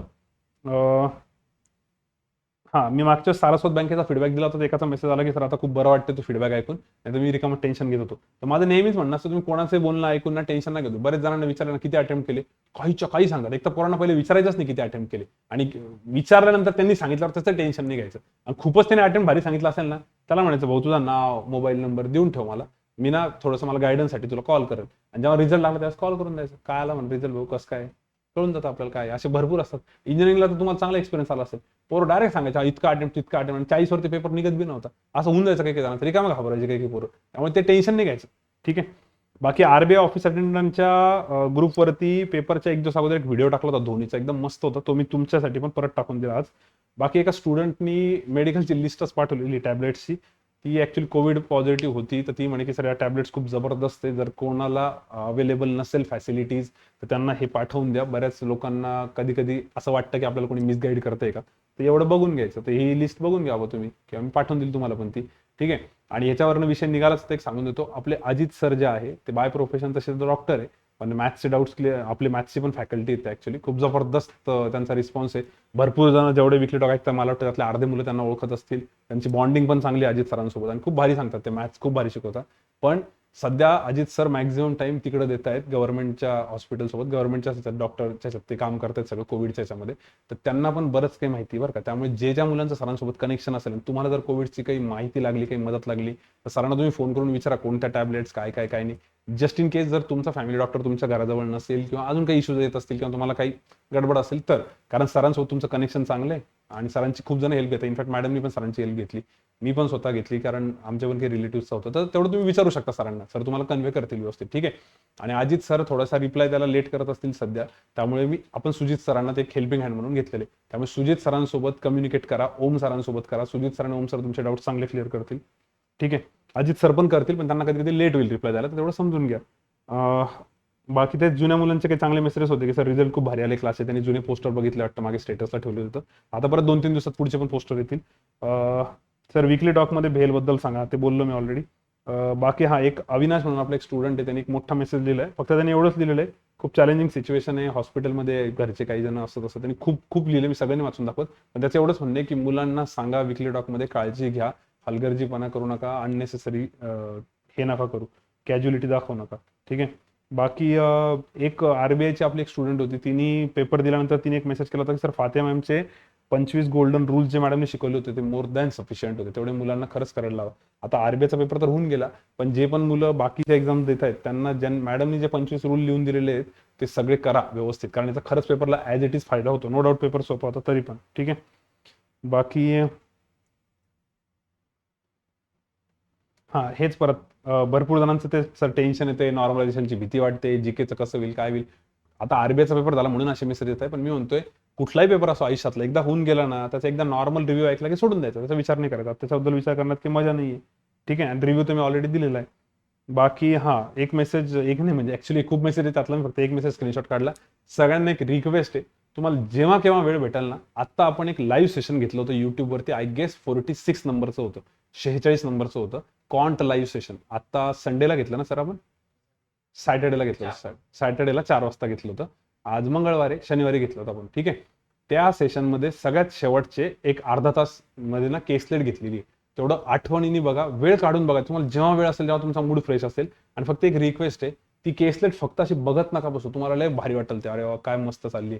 ती केसलेट एकदा ट्राय करा, एकदा नाही आली दोनदा ट्राय करा, दोनदा नाही आली तीनदा ट्राय करा, खरोखर ट्राय करा. आणि जेव्हा तुमचे पेशन्स लूज होतील की साला यूज नाही लागले हे, मग तिथे ते बेसिक एक्सप्लेन केलेले आणि बेसिक नंतर त्याचा शॉर्टकट एक्सप्लेन केलेला आहे. तर हा मला खूप जणांनी मेसेज केले, जे मुलं रेकॉर्डेड बघत होते, कारण जे लाईव्ह बघत होते त्यांनी तर तिथंच कमेंट केलं, त्यांच्या कमेंट बघून कळालं होतं. पण रेकॉर्डेड वाल्यांनी पण कमेंट केलं की सर आम्ही खरंच मिस केलं, आम्ही त्यावेळेस तिथं पाहिजे होतो, ते प्रेशर आम्हाला पण खूप मजा आली असती. पण ठीक आहे, चला आता जे रेकॉर्डेड बघतील त्यांनी. आणि बऱ्याच जणांनी हे सांगितलं की सर विकली टॉकमध्ये मेन्शन करा, म्हणून मी तो एक स्क्रीनशॉट काढला होता की सर विकली टॉकमध्ये मेन्शन करा जमलं तर, की केसलेट डीआय बघून घ्या सगळ्या. ऍक्च्युली डीआय पण खूप जबरदस्त होता, पण ठीक आहे ऍटलीस्ट केसलेट तरी बघा. तुम्हाला एक मी म्हणत नाही की ते तसंच तुम्ही पेपरमध्ये करायला पाहिजे, पण तुम्हाला एक अभ्यासाला जोश येईल, एक इंटरेस्ट येईल, म्हणजे तो खरंच तुम्ही ती केस स्टडी बघा. त्याच्या अगोदर ना माझे एक कॅल्क्युलेशन चुकले पण होते, इतकं जास्त आम्हाला हे झालं होतं, कारण की 2 तास संपत आलेले होते ना ऑलरेडी, ते दिवसाचं तिसरं सेशन होतं, 6-7 तास झाले होते. तर मी मुलांना बोललो पण होतो त्यामध्ये, यार मला भूक लागली म्हटलं आता जायचंय. पण जशी ती केसलेट आली आणि त्याच्यानंतरची ती एनर्जी बघा तुम्ही किती जास्त, म्हणजे असं वाटतच नाही की हे ऑलरेडी एवढं आधी असे होते ना आता असं झालंय म्हणून. तर माझं म्हणणं आहे की त्याने मुलांना पण खूप इंटरेस्ट आला तशा टाईपच्या केस लेट करायला. तुम्हाला एक अभ्यास आला, एक एन्थू राहील, चांगला ग्रुप बनल तुमचा. या सगळ्या गोष्टी करा, एक्सपेरिमेंट्स करा, ओरली कसं करायचं ते पण सांगितलेलं आहे त्याच्यामध्ये. तेवढं नक्की बघा तुम्ही. ठीक आहे, चलो पुढे जाऊ. हा, आता यांचं म्हणणं सर DI जमत नाही, रॉंग नंबर सिरीज पण जमत नाही सर, तुम्ही काय करू? याचा स्क्रीनशॉट काढला होता. ठीक आहे, एका मुलाचा मेसेज होता, नाव नाही वाचत मी, पण ठीक आहे. ठीक आहे, तर त्यांचं अशांचं एवढंच माझं म्हणणं आहे की जर DI तुम्हाला जमत नाही, रॉंग नंबर जमत नाही ना, तुम्ही त्याची ना एक प्रॉपर प्रोसेस फॉलो करा. रोज 10-15 रॉंग नंबर सिरीज सॉल्व्ह करा. आता जर तुमचा रॉंग नंबरचा इश्यू असेल तर डायरेक्ट रॉंग नंबर नका करू. पहिले तुम्ही ना एक 5-6 दिवस काय करा, मिसिंग नंबर सिरीजची प्रॅक्टिस करा. आपण जे क्लासमध्ये जे सगळे रूल्स सांगितलेले नंबर सिरीजसाठी, ज्या बेसिक बेसिक गोष्टी सांगितलेल्या आहे तेवढ्या पहिले 4-5 दिवस फॉलो करा. तर मिसिंग नंबर सिरीजमध्ये कॉन्फिडन्स आला की मग रॉंग नंबर सिरीज चालू करा. आणि कन्सिस्टंटली जर 10-15 रॉंग नंबर सिरीज तुम्ही पुढचे 10-15 दिवस केले ना, 100-150 प्रॉब्लेम केल्यावर बघा तुम्हाला एक अशी पूर्ण आयडिया येऊन जाईल, नजर बसून जाईल. पण सर मग त्याच्यानंतर काय पेपरपर्यंत, त्याच्यानंतर alternately missing number wrong number चालू द्यायचं. मी स्टडी प्लॅनमध्ये बऱ्याच वेळेस सांगितलेलं आहे. तर ती अशी गोष्ट ती जेवढी तुमच्या नजरेखाली चालू राहील, जसं इंग्लिशचं आहे, तुम्ही जेवढी रिडिंग करत राहाल तर तुम्हाला खूप फरक जाणवतो. आता मी कोणाशी बोलतो, सुमित वाघशी बोलतो होतो. त्याच्या घरी थोडासा प्रॉब्लेम होता कोरोनाचा, तर तो म्हणे समाधी थोडी रिडिंग सुटली, आता परत चालू केली म्हणे. आता परत चालू केलं तर इतका डिफरन्स जाणवतोय की मी करतोय म्हणून, आणि नाही केली तरी डिफरन्स जाणवत होता की मी काहीच करत नाही म्हणून. तर ते खूप फरक पडतो. त्यामुळे इंग्लिशचं कंटिन्यू तुम्हाला रिडिंग पाहिजे, मॅथ्सची कंटिन्यू, लॉजिकची कंटिन्यू प्रॅक्टिस पाहिजे. तर या गोष्टींना लाईटली घेऊ नका. आणि जर तुम्ही काही चालू करता प्रॅक्टिस तर त्याला एका लेंथ पर्यंत करा, नुसतं असं चेंज नका करूया. म्हणजे आता क्रिकेटच्या भाषेत ना, जसं आमच्या RCBने केलं इतक्या वर्षामध्ये, कुठल्याच बॅट्समनला असं टिकून नाही दिलं. थोडे दिवस खेळलं, चल भाऊ तू 4 नंबरला खेळ, चल जाऊ दे तू ये ओपनिंगला, चल जाऊ दे तू 3ऱ्या नंबरला. एवढंच म्हणणं आहे की भाऊ तुम्ही ते चॉप अँड चेंज नका करू, चेंज नका करत जाऊ. त्याला एक लेंथ पर्यंत करा ना. तुम्ही 8-10 दिवस कंटिन्यू DI करा ना, 8-10 दिवस continue wrong number series solve करा ना, अर्धा तास, 10-10, 15-15. मग तुम्हाला कॉन्फिडन्स जाणवल. तुम्ही 1 आणि 2 दिवस करता सर मला येत नाही असं म्हटलं तर गडबडून जाईल. आणि यांनी मेसेजमध्ये अजून लिहिलं होतं की सर DIचं काय, तर DIचं एवढंच आहे बाबा, आपल्या नोट्समधनं पहिले एकूण एक DI बघ, त्याच्यातला एक क्वेश्चन समजून घे. त्यात मी सगळे टाइप्स कव्हर केलेले. असं होतच नाही की आपल्या DI मधली लँग्वेजच्या व्यतिरिक्त काही वेगळी लँग्वेज पेपर आली, कारण त्यात टाकतानाच एवढा विचार करून टाकलेला आहे. मला वाटतं या बेसिक गोष्टी पहिले क्लिअर करा, तर 100% काम होऊन जातं रे. आणि रेग्युलर बेसिसवरती काय करायला पाहिजे, आता हा जो कोणी आहे हिरो आपला, अशा वेळेस काय करायला पाहिजे, ओम सर झाले, अजित सर झाले. अजित सर तर समजा आता कोविडमुळे थोडेसे बिझी असतील, पण ओम सर, सुजित सर आहे, त्यांचे नंबर टेलिग्रामच्या ग्रुपवरती आहे, किंवा तुम्ही ऑफिशियल नंबरवरून घेऊन टाका. ठीक आहे, त्यांना तुम्ही रेग्युलर बेसिसवरती फॉलोअप द्या की सर मी 3 DI सॉल्व्ह केले, असं झालं. मग ते तुम्हाला सांगतील. कारण आता सगळेजण मला कॉन्टॅक्ट करतील किंवा सगळेजण यस सरांना कॉन्टॅक्ट करतील तर पॉसिबल तर नाहीये. मग यस सरांकडनं काही गोष्टी सॉर्ट आउट झाल्या तर ओम सर आहेत, किंवा माझ्याकडनं नाही झालं तर सुजित सर आहे. तर तुम्ही या फॅकल्टीजचा पण फायदा करून घ्या, किंवा काही तुमचे सिनियर असतील त्यासाठी तुमचे ग्रुप बनवायला सांगितलेले. ह्या गोष्टी करा, याच्याने खूप जास्त फायदा होईल. ठीक आहे, जीवननी एक पाठवलं होतं, आपला जुना स्टुडंट आहे, बँकेतच होतो, द हिंदू न्यूजपेपरचं. पण आता काही जणांचं म्हणणं की तो पेपर नाही टाकायचा म्हणे चॅनलवरती, कारण ते आपलं हे सिक्युरिटी इश्यूज होऊन जातात म्हणून. पण भरपूर ग्रुप्सवरती मुलं फॉरवर्ड करतात, कारण प्रायव्हेट ग्रुप्सवरती इश्यू नाही राहत, पण चॅनलवरती करणं थोडंसं मुश्किल राहतं. त्यामुळे आपल्या चॅनलवरती न्यूजपेपर येत नसेल तर ज्या याच्यावर येतो तिकडनं तुम्ही करू शकतात, किंवा तुमचे भरपूर ग्रुप्स आहे ना, कोणीतरी एकाने ग्रुपमध्ये टाकून द्यायचं, ग्रुपवाल्यांना काही प्रॉब्लेम नाही येणार. ठीक आहे, बाकी याचं म्हणणं आहे की याचा भरपूर मोठा मेसेज आहे आवेशचा की सर क्वांटची की स्पीड और वर्ड प्रॉब्लेम के लिए कुछ सजेस्ट कीजिए वगैरे वगैरे. भरपूर मोठं आहे, पण सगळं नाही वाचत, पण मी शॉर्टमध्ये वाचलं. तर माझं त्याच्यात एवढंच म्हणणं आहे की जर याच्यासारखं कोणाचं पण असं झालं असेल की सर माझ्या तब्येतीमुळे गॅप पडला, किंवा XYZ रिझनमुळे गॅप पडला, किंवा व्हॉट एव्हर तुम्हाला असं वाटतंय काहीतरी गडबड झालेली आहे, तर तुम्ही जेव्हा पण स्टार्ट करताय ना, तर मुलं लगेच काय करतात, जिथे तुम्ही सोडलं होतं त्याच्यासोबत कम्पेअर करता की यार तब मेरी स्पीड इतनी थी, मैं 9 से 10 घंटा पढाई करता था. अरे तसं नका करू. त्यावेळेची सिच्युएशन वेगळी. आता एखादा प्लेअर इंज्युअर्ड होऊन आल्यानंतर, समजा भुवनेश्वर कुमार खेळतोय, तर भुवनेश्वर कुमारने काय पहिल्याच मॅचमध्ये भारी बॉलिंग टाकली पाहिजे असं आपण म्हणतो का? आपणही समजून घेतो ना की नाही यार खूप इंजुरी नंतर आलेला आहे, ऍटलीस्ट तो थोडा रिदम मध्ये, तेवढीच मोठी गोष्ट आहे. असं होतच ना. तसं प्रत्येकाचं. आता श्रेयस अय्यर सध्या इंजुअर्ड, तो आल्यानंतर काय लोक म्हणतील ठीक आहे तो नॉर्मल, त्याला थोडासा वेळ द्या. तसं तुम्ही ज्या वेळेस पण असं सेटबॅक मधून येता, तुमचा ब्रेक पडलेला आहे ना, तुम्ही अपेक्षा नका ठेवू की तुमचा मागचा परफॉर्मन्स जो होता तसा तुम्ही परफॉर्म करणार आहे. हळूहळू तिथपर्यंत यायला वेळ लागेल. मग अशा वेळेस काय करायचं, तुम्हाला ज्या गोष्टी इझी वाटतायत, ज्या गोष्टी तुम्हाला जमत आहेत, तिथूनपासून स्टार्ट करायचं. सगळ्यात सोपं काय, मॅथ्सचं सिम्प्लिफिकेशन, नंबर सिरीज, कंपॅरिझन. अहो सर ते करून आमचा चौथा झालेला आहे पूर्ण, आम्हाला सगळं जमतंय. अरे मी म्हणतोय थोडे दिवस करा ना, 5-6 दिवस करा, एक कॉन्फिडन्स गेन करा. मग हळूहळू मॉक टेस्ट द्या. मग 1-2 मॉक टेस्ट मध्ये स्कोर खराब येईल, मग नंतर इम्प्रूव्ह होईल. असं करून करून ट्रॅक वरती येऊन जा. मग त्याचं ती कमेंट जी होती की सर कॉनच्या स्पीडसाठी काय करू, तर मला एवढंच म्हणायचं हवेस की सिंप्लीफिकेशन की नोट्स लेने की, अभी क्लास के पीडीएफ चैनल पे बहुत सारे, मी पाहिजे तर आज वीकली टॉक नंतर परत टाकतो. त्याच्यातनं पहिले 3 दिवस ना 20 सिम्प्लिफिकेशन करा, 20 कंपॅरिझन, 20 नंबर सिरीज करा. 3-4 दिवसानंतर मग सिम्प्लिफिकेशन ओरली करण्याचा ट्राय करा. लिहून नाही करायचं, ओरली. हळूहळू कमांड येऊन जाईल. मग मॉक टेस्ट, मग हळूहळू. तर बेसिकली इझी पार्टपासून स्टार्ट करा. लॉजिक चालू करता येतं पहिले इझी प्री लेवलचं करा. मग इंग्लिशचं पण हळूहळू प्री लेवलपासून स्टार्ट करा. मग नंतर तुम्ही प्री पासून स्टार्ट केल्या क्लेरिकलच्या, की नंतर मग पीओच्या प्री देऊ शकतात. मग हळूहळू बाकी पुढच्या गोष्टी. सो बेसिकली तुमचा फक्त कॉन्फिडन्स आणायची उशीर आहे. बऱ्याच वेळेस सेवा आउट ऑफ फॉर्म असायचा. आपण काय म्हणायचं, अरे फक्त एक चौका लागू दे, एकदा मिडल होते, त्याचा मिडल झाला त्याचा कॉन्फिडन्स येऊन जाईल. तसं तुम्हाला कॉन्फिडन्स यायला थोडा तर वेळ लागेल ना, थोडा वेळ द्या त्याला. बाकी स्पीडसाठी तरी मला वाटतं सगळ्यात बेस्ट हेच आहे की ग्रुप्स बनवून करू शकता तुम्ही. आणि जर थोडी चांगली प्रॅक्टिस झाली एक 10-15 दिवस, की लगेच लाईव्ह सेशनला उतरायचं. लाईव्ह सेशन मधून तर गेलेल्या पोरांना आपण वरती आणलेले. तर टेलिग्राम लाईव्ह सेशन लॉजिकचं करा, तुमची स्पीडचा भरपूर फायदा होईल तिथे. हळूहळू होईल, फक्त ते पेशन्स ठेवावं लागतात. असं नाही की लाईव्ह सेशनमध्ये गेले झालं 2 दिवसामध्ये, नाही, तिथे पेशन्स ठेवावं लागतात. पुढे जाऊ. नाही पुढे म्हणजे हेच आहे सगळे. अजून फीडबॅकच चालू आहे आपले. एक चांगला त्यांनी हे पाठवलेलं आहे, सोनू शर्माचं एक आहे, सचिन तेंडुलकर आणि ब्रॅड हॉकचं. खूप जबरदस्त व्हिडिओ आहे, तो व्हिडिओ टाकतो, एवढा नक्की बघा आणि तशी काहीतरी कमिटमेंट द्या. बाकी ते मी बोललो रिमूव्ह वगैरेचं, लाईव्ह सेशनमधून बऱ्याच मुलांना रिमूव्ह करताय जर त्यांचं बिहेवियर व्यवस्थित नसलं तर. तसं करू नका, ते रूल्स फॉलो करा. तो असा काही टाइमपास पब्लिक ग्रुप नाही आहे आपला, म्हणून तुम्हाला नोटीस झाला असेल की आजपर्यंत ती लिंक आम्ही कोणाला शेअर नाही केली. कारण जर तसं असतं त्याच्यात 10-15 हजार पोरं येऊन बसले असते आतापर्यंत. पण आपण ते एकेकाला ऍड करतोय, कारण तेवढा तो ग्रुप स्ट्रॉंग आहे. तिथे तेवढे मुलं सिरियस आहेत आणि भरपूर जणांना तेवढे फायदे झालेले जे आज बँकेत गेलेले. त्यामुळे जे मुलं फायदा करून घेतील ते करून घेतील, बाकीचे बसतील टाइमपास करत तर कळतं त्यांना, किंवा आपण त्यांना ग्रुपमधनं बाहेर काढू. यांचं म्हणणं आहे की ऍक्च्युअल पेपरमध्ये गडबड होते सर, मला पण केसलेटचा प्रॉब्लेम आहे जसा लकी सरांना होता. सर सोल्युशन सांगा याच्यावरती काय आहे.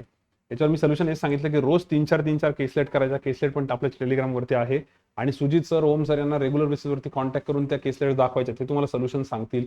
त्याच्यातनं मग हळूहळू कॉन्फिडन्स वाढेल. थोडंसं डिस्कशन पण करायचं. तुम्ही तुमचं एकटंच करताय, जमत नाही, सोडून देताय, तर मग कसं जमणार आहे. या गोष्टी बघा, ठीक आहे. आणि त्याच्या अगोदर जर आता केसलेटचा ज्यांना कोणाला प्रॉब्लेम होता त्यांना मी रिप्लाय दिला की केसलेटचा ना 4 केसलेटचा एक व्हिडिओ आहे. कशावरती? युट्यूबवरती एक प्लेलिस्ट आहे. युट्यूबवरती आपल्या चॅनलवरती तर तुम्हाला प्लेलिस्ट दिसतील भरपूर. कॉन्ट लाईव्ह सेशनची प्लेलिस्ट, वीकली टॉकची प्लेलिस्ट, केसलेटची प्लेलिस्ट, पझल्सची प्लेलिस्ट किंवा सरांच्या सिलॉजिझमची प्लेलिस्ट. तर त्याच्यामध्ये जाऊन त्याचं पहिले ते 4 सेशन बघा. त्यात पूर्ण बऱ्यापैकी बेसिक कव्हर केलेले आहे. पहिल्या व्हिडिओमध्ये केलेलंच कव्हर. मग तिथून तुम्हाला आयडिया येईल की काय आहे काय नाही. मग हळूहळू प्रॅक्टिस करायची प्री लेवलच्या केसलेट्सपासून, ठीक आहे. त्याच्यानंतर मागच्या वीकली टॉकला आपण ते शेड्यूल क्रॅकर दाखवलं होतं बघा, आणि तुम्हाला म्हटलं होतं की अनाउन्समेंट करा, काहीतरी डिक्लेरेशन करा, घाबरू नका. तुम्ही काही अनाउन्समेंट केली की तुम्हालाच फायदा होतो लाईफमध्ये. इतक्या जणांनी मेसेजेस केले, त्यातले 1-2 फक्त मी स्क्रीनशॉट मला एक रिमाइंडर म्हणून ठेवले की भरपूर मुलांनी मेसेज केले जे मुलं सिलेक्ट झालेले होते की हे बघा सर, हा मेसेज मी तुम्हाला केला होता आणि माझं आता सिलेक्शन झालेलं आहे. खूप छान वाटलं. ते सगळ्यांचे नाही ठेवले मी, फक्त एक मला रिमाइंडर म्हणून की तुमच्यापर्यंत कन्वे करायला. त्याच्यामुळे तुम्ही डिक्लेअर करा, घाबरू नका, स्वतःला बॅक करा. त्या शेड्यूल क्रॅकरचा मागच्या वीकली टॉकमध्ये जे होतं ना त्याचा खूप फायदा आला. हवं तर मागच्या वीकली टॉकचा फक्त तेवढा पार्ट बघा कमेंट्समध्ये जाऊन. वैभव सरांनी त्याचा टायमिंग पण टाकलेला तिथे, किंवा टेलिग्रामवरती पण दिसेल आपल्याला. बाकी 4th बॅचच्या मुलांना टेलिग्राम लाईव्ह सेशनला ऍड केले, पण ते विचारता की सर ते टेलिग्राम लाईव्ह सेशन काय असतं. तुम्ही एकदा यश सरांना विचारा, ते क्लासमध्ये सांगतील. त्याच्यावरती क्वेश्चन्स टाकलेले असतात, तुम्हाला पटापट आन्सर द्यायचं असतं. माझं तर मत आहे की तिकडच्या मुलांनी मॅथचं टेलिग्राम लाईव्ह सेशन करायची काही गरज नाही. जोपर्यंत लाईव्ह बॅचेस चालू आहे, तुमच्या ऑनलाईन बॅच चालू आहे, तोपर्यंत फक्त बॅचचा अभ्यास करा, बाकी काही करू नका. रिकामं टेन्शन घेऊ नका, ठीक आहे. ओके.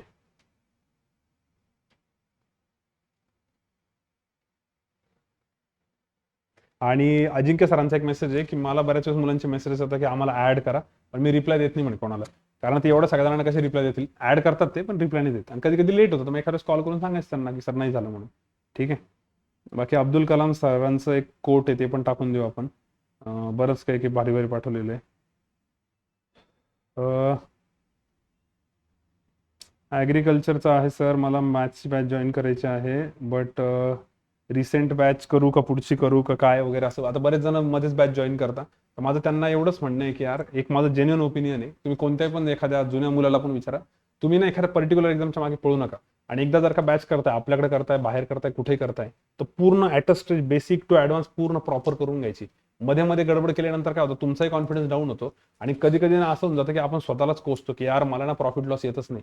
अरे पण तुम्ही प्रॉफिट लॉस पहिल्यापासून केला का? तुम्ही मध्येच जॉईन झाले, तुम्हाला कसं कळणार आहे? किंवा तुम्ही प्रॉफिट लॉस शिकताय, पण जे सर शिकवत आहे त्यांचं तुम्हाला पर्सेंटेजच्या ट्रिक्स माहित नाही किंवा त्यांची तुम्हाला टीचिंग स्टाईल माहित नाही, तुम्हाला अचानक कसं काय कळणार आहे?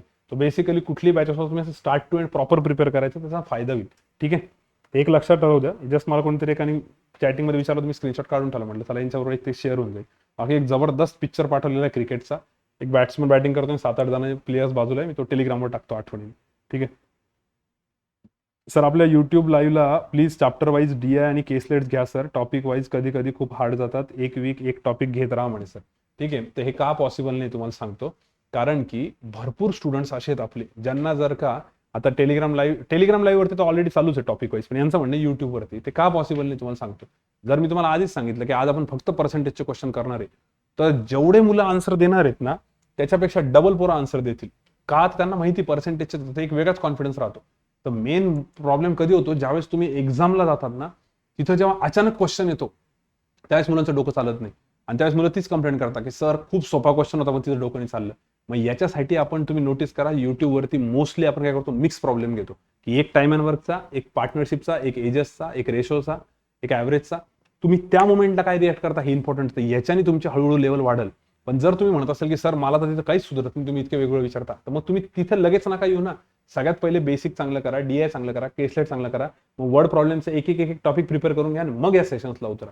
कारण तुमचे इंडिव्हिज्युअल टॉपिक प्रिपेअर नसेल तर तुम्ही त्या युट्यूब लाईव्हला येऊन फायदा नाहीये. तिथे आम्ही सगळे मिक्सच विचारणार आहे, मिक्सच देणार आहे, आणि लेवल खूप जास्त राहते. कारण मुलांना प्रॅक्टिस करून घ्यायची ना, कारण आता बघितलेलं इझी सगळ्यांना येतं पण अवघड आला की प्रॉब्लेम होतो. त्याच्यामुळे तिथे मला नाही वाटत की युट्यूबवरती टॉपिक वाईज वगैरे होऊ शकेल म्हणून. तिथे तर मिक्सच ठेवा लागणार आहे, कारण मिक्स असल्यावर ऑन द स्पॉट तुम्ही कसं टॅकल करताय. एवढे 500-600 मुलं युट्यूबला लाईव्ह असतात, त्यावेळेस तुम्ही ऑन द स्पॉट काय आन्सर देताय हे खूप इम्पॉर्टंट राहील. ठीक आहे, आणि भरपूर जण जे युट्यूब लाईव्हला नंतर रेकॉर्डेड मध्ये मस्त आरामात बघता. मी म्हणाल्यावर तुम्ही नाही बघितलं तरी चालेल ते, कारण की तुम्ही रेकॉर्डेड जर निवांत बघतायत ना, ते ॲज गुड ॲज तुम्ही एखाद्या बुकमधून सॉल्व्ह करता असं झालं ना, किंवा एखाद्या मॉक टेस्ट अनालिसिस करता असं झालं. तर मॉक टेस्टमध्ये तर याच्यापेक्षा भारी क्वेश्चन भेटत असतील तुम्हाला. मग आपण ते लाईव्ह घेण्याचा पर्पज काय असतो की प्रेशरमध्ये तुम्हाला जमतंय. मला सांगा ना, तुम्ही जर का आता युट्यूबचाच एखादा व्हिडिओ, अरे हा का भारी क्वेश्चन आहे, चला आपण सॉल्व्ह करू, आणि मस्त 10 मिनिटं देऊन सॉल्व्ह केला, जमला तुम्हाला, उपयोग काय? तो तर जमणारच आहे ना. पेपरमध्ये येण्यासाठी तुम्हाला त्या 400-500 मुलांसोबत त्या मोमेंटला किती जमतं हे बघावं लागेल. आणि सेशनही एकच असतं आठवड्यात, तर तेवढा तुम्हाला एक एनर्जी पण राहील. रोजच असतं तर मग कदाचित तेवढी एनर्जी नसती राहिली. ठीक आहे,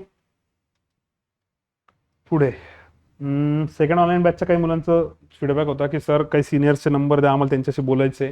ते बोलले पण वाटतं, त्यांनी त्यांना चांगलं गाईड पण केलं. आणि त्यांचं अजून म्हणणं होतं की सर थोडंसं कोरोनामुळे काही दिवस गेले, पण ठीक आहे आम्ही परत आता स्टार्ट करू. बऱ्याच जणांनी कमिटमेंट दिलं, डिक्लेरेशन दिलं, चांगली गोष्ट आहे. आयुर्वेदचा पेपरचा एक्सपिरियन्स खूप भारी होता वगैरे वगैरे, असं एक आहे एकाचा स्क्रीनशॉट. मी जस्ट एक स्टार्टिंग सांगितली, पण चांगलं झालं त्यांनी पेपर दिले. तुम्ही पण एक्झाम दिल्यानंतर फायदा होईलच. हां, स्ट्रॅटर्जी सांगा असं याचं म्हणणं आहे की पुढच्या IBPS क्लर्कसाठी.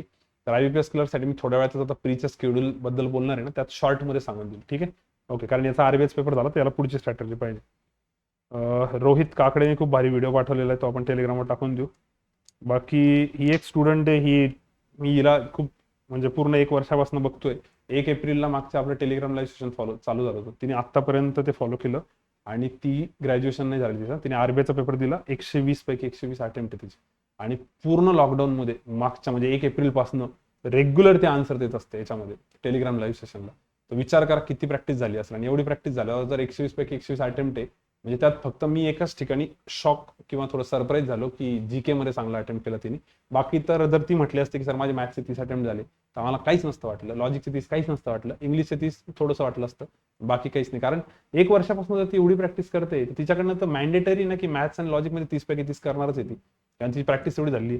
त्याच्यामुळे तुम्ही प्रॅक्टिस करा. याचा मी मुद्दाम स्क्रीनशॉट काढला की खरंच मेहनत जर घेतली ना, हे असे पेपर्स मस्त जातात. तुम्हाला संस्कृतची स्टोरी सांगितली बघा, प्रत्येक बॅचमध्ये सांगितलेली मी, प्रत्येक ह्याच्यामध्ये फर्स्ट लेक्चरमध्ये, राईट, पहिल्या लेक्चरला सांगितलेलं असतं. किंवा आता इथे युट्यूबवरती काही मुलं असतील ज्यांना ती संस्कृतची स्टोरी आठवत नसेल, तर संस्कृतची स्टोरी तर नाही सांगू शकत, समजा इथं वेळ जाईल. फक्त एवढंच आहे की तुम्ही डिफिकल्ट प्रिपेअर करा. डिफिकल्ट प्रिपेअर केलं की इझी प्रिपेअर करायला काहीच अवघड नाही जात.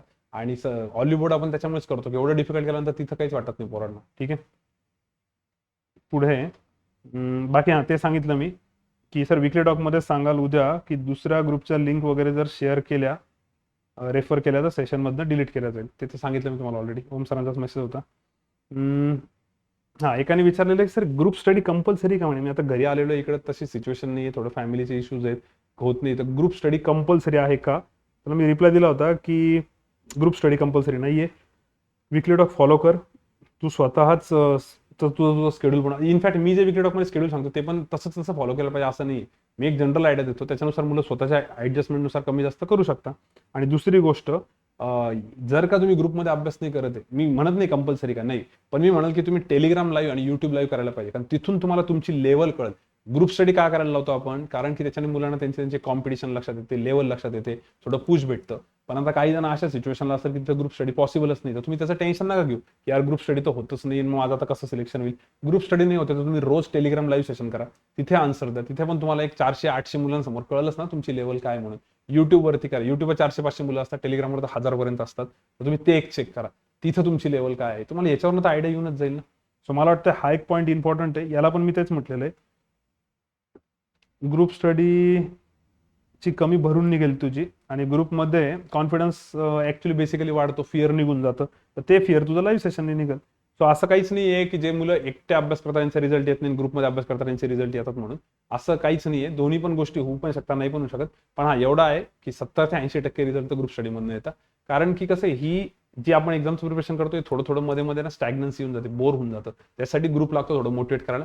पण ज्यांना ग्रुप स्टडीमध्ये नाही जमत त्यांनी at least Telegram live session, YouTube live session करा, त्याच्याने पण खूप फायदा होईल. ठीक आहे. आता एकाचा मेसेज होता की सर मी टेलिग्राम लाईव्ह सेशन करतोय पण हे पोरं खूपच फास्ट आन्सर देतात, काहीच कळत नाही वगैरे वगैरे. तर यांना एकच सजेस्ट करेल मी, जर तुम्ही समजा आता उद्यापासून टेलिग्राम लाईव्ह सेशन ठरवलं लॉजिकचं करायचं, तर पहिले 5-6 दिवस तुमचे आन्सर येणारच नाही पझलचे, आणि बाकीच्या पोरांचे आन्सर येतील आणि खूप फास्ट येतील. तुम्ही म्हणाले सर कसं काय पॉसिबल आहे, तुम्ही ते करून बघा, डेफिनेटली पॉसिबल आहे. मी तुम्हाला मॅथ्सचं सांगतो, समजा लॉजिकचं नाही सांगत, लॉजिकचं सर सांगतील. मॅथ्सचं काही जण असे होते, आता वैशालीच होते अशी, की तिचं असं म्हणणं होतं की सर मी कितीतरी दिवसांपासून लाईव्ह सेशन करते पण माझी हिंमतच होत नाहीये, तर मी लाईव्ह सेशन पूर्णच करत नाही. म्हणजे कितीतरी दिवसांपासून ठरवते करायचं पण पूर्ण करत नाही, कारण मला त्यातनं एखादा क्वेश्चन येतो सर म्हणे पूर्ण सेशनमध्ये, बाकीच्या वेळेस मुलं नुसते दन दन दन दन आन्सर देतात, खूप टेन्शन येतं. मग तिला त्यावेळेस सजेस्ट केलं होतं एक काम कर, म्हणलं 8-10 दिवस ना ब्रेक न पडता रोज लाईव्ह सेशन कर, उठून नको जाऊ, तू मध्येच गिवअप करताना गिवअप नको करू, रोज करत राहा. मग तिने तसं भरपूर दिवस केलं, त्याच्यानंतर मध्ये काही मेसेज नाही आला, पण एखाद महिन्यानंतर मला असं आठवतंय की नंतर ती म्हटली होती सर आता इतकी भारी मजा येते की एखादा क्वेश्चन मला येत नाही म्हणे, बाकी सगळे क्वेश्चन जमतात, आणि आधी एखादा क्वेश्चन यायचा पूर्ण 2 तासामध्ये, इतके जास्त फायदा होतो. त्याच्यामुळे ती गोष्ट नाही का कन्सिस्टंटली एका लेंथ पर्यंत करा, असं सोडून नका देऊ. स्पेशली लाईव्ह सेशन, मग ते मॅथ्सचा असो, लॉजिकचा असो किंवा इंग्लिशचा असो, त्याला काही दिवस करून तर बघा, तुम्हाला खूप जास्त फरक जाणवेल. तर पेशन्स आणि कन्सिस्टन्सी सोडू नका यार सगळेच जणांनी, तर रिझल्ट येऊन जातात. हॉलिवूडच्या पॅकबद्दल बोला, ऑलरेडी बोललोय मी. हिचं तेच म्हणणं आहे की सर प्लीज मला स्टडी प्लॅन सांगा, मी काय करू. सगळ्यांना तेच बोललोय मी की जर तुमचा गॅप पडलेला आहे, वरती त्या मेसेजमध्ये तेवढंच लिहिलेलं आहे की गॅप पडलेला असेल तर सरळ बेसिक पासून चालू करा. सिम्प्लिफिकेशन, नंबर सिरीज, कंपॅरिझन, मॅथ्सचं 1-1.5 तास करायचं. बरं ते पुढे सांगतोस मी आता फ्रीच्या याच्यामध्ये, पुढे सांगून देतो फ्रीमध्ये. बाकी यस सरांना एकाने मेसेज पाठवलेला आहे, सरांनी मला तो फॉरवर्ड केलेला आहे, तो मी डायरेक्ट वाचून दाखवतो. Hi sir, I am so and so, 4th online batch. Sir काही दिवसांपूर्वी पझलची मला खूप भीती वाटत होती सर, पण तुम्ही सांगितल्याप्रमाणे मी रोज 20 प्री आणि 10 सेट लावत आहे. आता मला कळालं नाही 20 प्री 10 सेट काय, काहीतरी सरांनी सांगितलेलं असेल भारी, त्यांनी सांगितलं. पण तुम्ही जे निगेटिव्ह पॉसिबिलिटी घेऊन पझल सॉल्व्ह करण्याचा अप्रोच सांगितला तो खूप जबरदस्त आहे. आता मी रोज लाईव्ह सेशन करतो आहे आणि त्यातले जे पण क्वेश्चन्स मला जमत नाही ते पण मी सॉल्व्ह करतोय. पझलसाठी फक्त प्रॅक्टिस लागते असं तुम्ही बोलले होते सर, ते एकदम बरोबर बोलले होते वगैरे वगैरे त्यांनी सांगितलं. आता मला ते सरांचं कळालं नाही की 20 आणि 10 काय काहीतरी पॅटर्न असेल सरांचा, पण सरांनी काहीतरी त्याला फीडबॅक दिला आणि त्याचा त्याला फायदा झाला आणि तो शेअर केला. तर माझं म्हणणं आहे की तेवढं करा. ज्यांना ज्यांना असं पझलचं फोबिया आहे ना, यस सरांशी बोला. आता यस सरांना इतक्या मुलांनी इतक्या वेळेस विचारलं असेल की सर माझ्या पझलचा असा प्रॉब्लेम आहे, माझं असं, तर सरांनी वेगवेगळे सोल्युशन्स दिले असतील. डॉक्टरांकडे गेल्यानंतर डॉक्टर सगळ्यांना सारख्या गोळ्या देतो का, प्रत्येकाला वेगवेगळी गोळी देतो ना, तसं तुमचा काही प्रॉब्लेम असेल तर वेगवेगळ्या गोळ्या तुम्हाला भेटतील, वेगवेगळे तुम्हाला लक्षात येऊन जाईल की ते काय सांगताय काय नाही, वेगळे टॅबलेट दिले जातील. डन. तर फक्त ते बोला, रडत नका बसू की यार मला जमत नाही म्हणून. ठीक आहे, पुढे जाऊ आपण. हां, एका स्टुडंटचं आता सिलेक्शन झालं, तर त्यांनी एक मेसेज केला होता, आता पोस्टरसाठी फोटो वगैरे कलेक्ट करणं चालले होते ना, पण एक मला लाईन खूप आवडली. ते म्हणे की सर तुम्ही मागच्या विकली टॉकमध्ये लॉकडाऊनमध्ये सांगितलं होतं की भरपूर मुलं असेच म्हणजे ज्यांचा इकॉनॉमिकल प्रॉब्लेम आहे, भरपूर जण पत्राच्या करत राहतात, बरेच काही इश्यूज आहेत. तर हे लोक आहे म्हणे, हे जे शेतात काम करून अभ्यास करतात, मागच्या मी तुम्हाला एक फोटो पण दाखवते, बरोबर शेतात काम करत होते, त्याला फोन लावला, बकऱ्यांचा आवाज येतो अॅनालिसिसच्या वेळेस. म्हणलं अरे काय चाललंय भाऊ तुझं, ते एकदम म्यूट तरी कर, म्हणजे मला पहिले बोलू दे, मला कळू दे. तर म्हणे सर काय करणार आता, अशी अवस्था आहे, म्हणजे असं हवा म्हणून नाही त्यांनी पण जेन्युअनली केलं, अशी पण मुलांची अवस्था आहे खरंच बरं गावाकडे. आणि ते म्हणत होते की सर अशी मुलं जर स्टडी करताय तर मग ज्यांना पैशांचा प्रॉब्लेम नाही आहे, सगळ्या गोष्टी आहेत, याच्यासाठी काय करावं. मी मुलीचं नाव नाही सांगत, हे तुम्ही क्रॉनिकलच्या प्राईममध्ये ऐकून घ्या स्टोरी. पण तिचं म्हणणं काय होतं, मला फायनान्शियल इश्यू नाही आहे, मला घरून लग्नाचं प्रेशर नाही आहे, किंवा मला असा काहीच असा इश्यू नाही म्हणे सर की हे नाही आहे ते नाही, असं स्ट्रगलिंग काहीच नाही. पण मला एवढं मोठं टेन्शन आहे की माझ्याकडे सगळं आहे व्यवस्थित, तर माझा अभ्यास का नाही होते, माझं सिलेक्शन का नाही होते. म्हणजे हे पण टेन्शन राहतं. बऱ्याच होतं ना की माझ्याकडे सगळ्या सोयी सुविधा आहे, मला घरच्यांना जर मी म्हटलं मला पैसे जातात पुढच्या 5 मिनिटात माझ्या अकाउंटमध्ये पैसे येतात, असं तिचं म्हणणं होतं. किंवा असं तिने सगळं सांगितलं, असं बाकी काहीच इश्यू नाही म्हणे. पण मग ते एक एक्स्ट्रा प्रेशर असतं म्हणे की मग तुम्ही परफॉर्म का नाही करत आहे, तर त्याच्यामध्ये कसं परफॉर्मन्स केलं हे पण गरजेचं आहे म्हणे.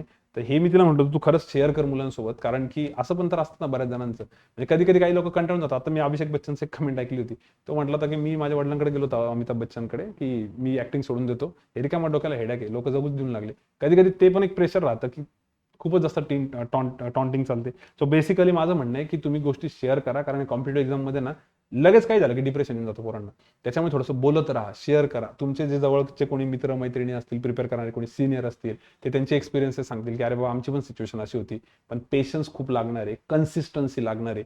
4 दिवस अभ्यास केला आणि 2 दिवस आराम केला असं नाही जमणार आहे. ठीक आहे, बाकी संपलं आता, हे शेवटचं होतं. अविनाशने अजून एक भारी लिंक पाठवलेली आहे, रामचंद्रन यांची स्टोरी, जे तुम्ही आता ऐकलं ना रामचंद्रन, ती स्टोरीज पाठवून देतो. तेवढी स्टोरी बघा, बऱ्याच जणांना माहिती असणार आहे, खूप जबरदस्त स्टोरी आहे, तेवढी बघा. बाकी ऑलमोस्ट सगळं तर कव्हर केलेलं आहे. आता फक्त पुढचा पॉईंट काय राहिला आहे सर, प्री एक्झाम शेड्यूलचा फीडबॅक आणि प्री आणि मेन्सचा शेड्यूलचा फीडबॅक. ओके, लवकर देऊन टाकतो मी, जास्त वेळ नाही घेत त्याच्यामध्ये. प्रीचा याचा फीडबॅक काय बघा. सगळ्यात पहिले प्री एक्झामचा अभ्यास कसा करायचा आणि मेन्सचा कसा करायचा हे मी सगळं आधीच्या व्हिडिओमध्ये सांगितलेलं आहे. सगळ्यात भारी कोणत्या व्हिडिओमध्ये सांगितलेलं आहे तर 9 मार्च 2021च्या व्हिडिओमध्ये सांगितलेलं आहे. तो डिस्क्रिप्शनमध्ये तुम्हाला भेटून जाईल किंवा व्हिडिओच्या शेवटी भेटेल. बऱ्याच जणांचं म्हणणं होतं सर तो अनालिसिसचा व्हिडिओ तुम्ही टाकत नाही दरवेळेस म्हणता. अरे बाबा, हा व्हिडिओ पूर्ण शेवटपर्यंत बघा. शेवटचे जे 10 सेकंद असतात ना, त्याच्यामध्ये त्या व्हिडिओची डायरेक्ट लिंक येते, तुम्हाला फक्त त्यावर क्लिक करायचं. ते पोरं मला दरवेळेस फोन करून सांगतात सर तुम्ही दिलीच नाही लिंक, कुठे मला सापडतच नाहीये. येस सरांना मेसेज केले काही नाही. मग मी 30 लिंक त्यांना पाठवली, त्यांनी पाठवली पुढे. अरे हा व्हिडिओचा शेवटपर्यंत बघा, व्हिडिओच्या शेवटी बघा, व्हिडिओ बघा, डिस्क्रिप्शन नाही म्हणते मी, व्हिडिओ. आता आम्ही डिस्क्रिप्शनमध्ये देऊन टाकू पोरांना अजून सोपं करायला, ठीक आहे.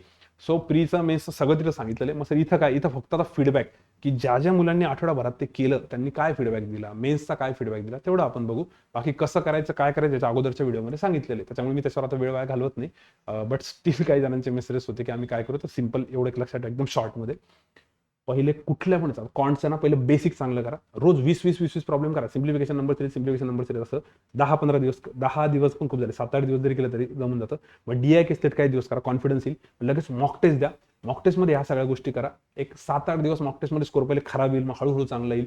पण तुम्हाला जसा पाहिजे तसा शेवटपर्यंत येणार नाही. मग त्याला तिथंच थांबवून घ्यायचं, त्याचा एक्स्ट्रा अभ्यास, आणि तिथे वर्ड प्रॉब्लेमची प्रॅक्टिस चालू करायची आणि मॉक टेस्ट चालूच ठेवायच्या कंटिन्यू. म्हणजे मॉक टेस्टमध्ये तुमचं बेसिक DI केसलेट हे रिवाईज होतच राहतं अल्टिमेटली, कारण त्याचा अनालिसिस आणि याच्यामध्ये. आणि बाकी वेळ मग तुमचं काय चालतं, वर्ड प्रॉब्लेमची प्रॅक्टिस चालली. आता भरपूर जणांशी कॉन्फरन्स कॉलवर ज्या मुलांशी बोललो, ज्या ग्रुपसोबत, त्यांचं म्हणणं की सर पहिले आम्ही मॉक टेस्ट दिल्या, मग आमची एक स्टॅग्नन्सी येऊन गेली की प्रत्येकाचा स्कोर 50-60 पर्यंत येत होता, कारण की आता त्या पेपर्स तशा अवघड आहेत. ठीक आहे ना, मग त्याला तिथं स्टॉप करायचं. मग मी त्यांना म्हटलं तुम्ही वर्ड प्रॉब्लेम करा, एक्सपेरिमेंट करा. तर एक्सपेरिमेंटचा मुलांना खूप जास्त फायदा झाला. तर प्रीसाठी मला काय काय फीडबॅक दिला तेवढं बघा. प्रीसाठी मुलांचं म्हणणं आहे की सगळ्यात पहिले तर SBI क्लर्कच्या ॲडव्हर्टाइजमेंटचा वेट नका करू, कारण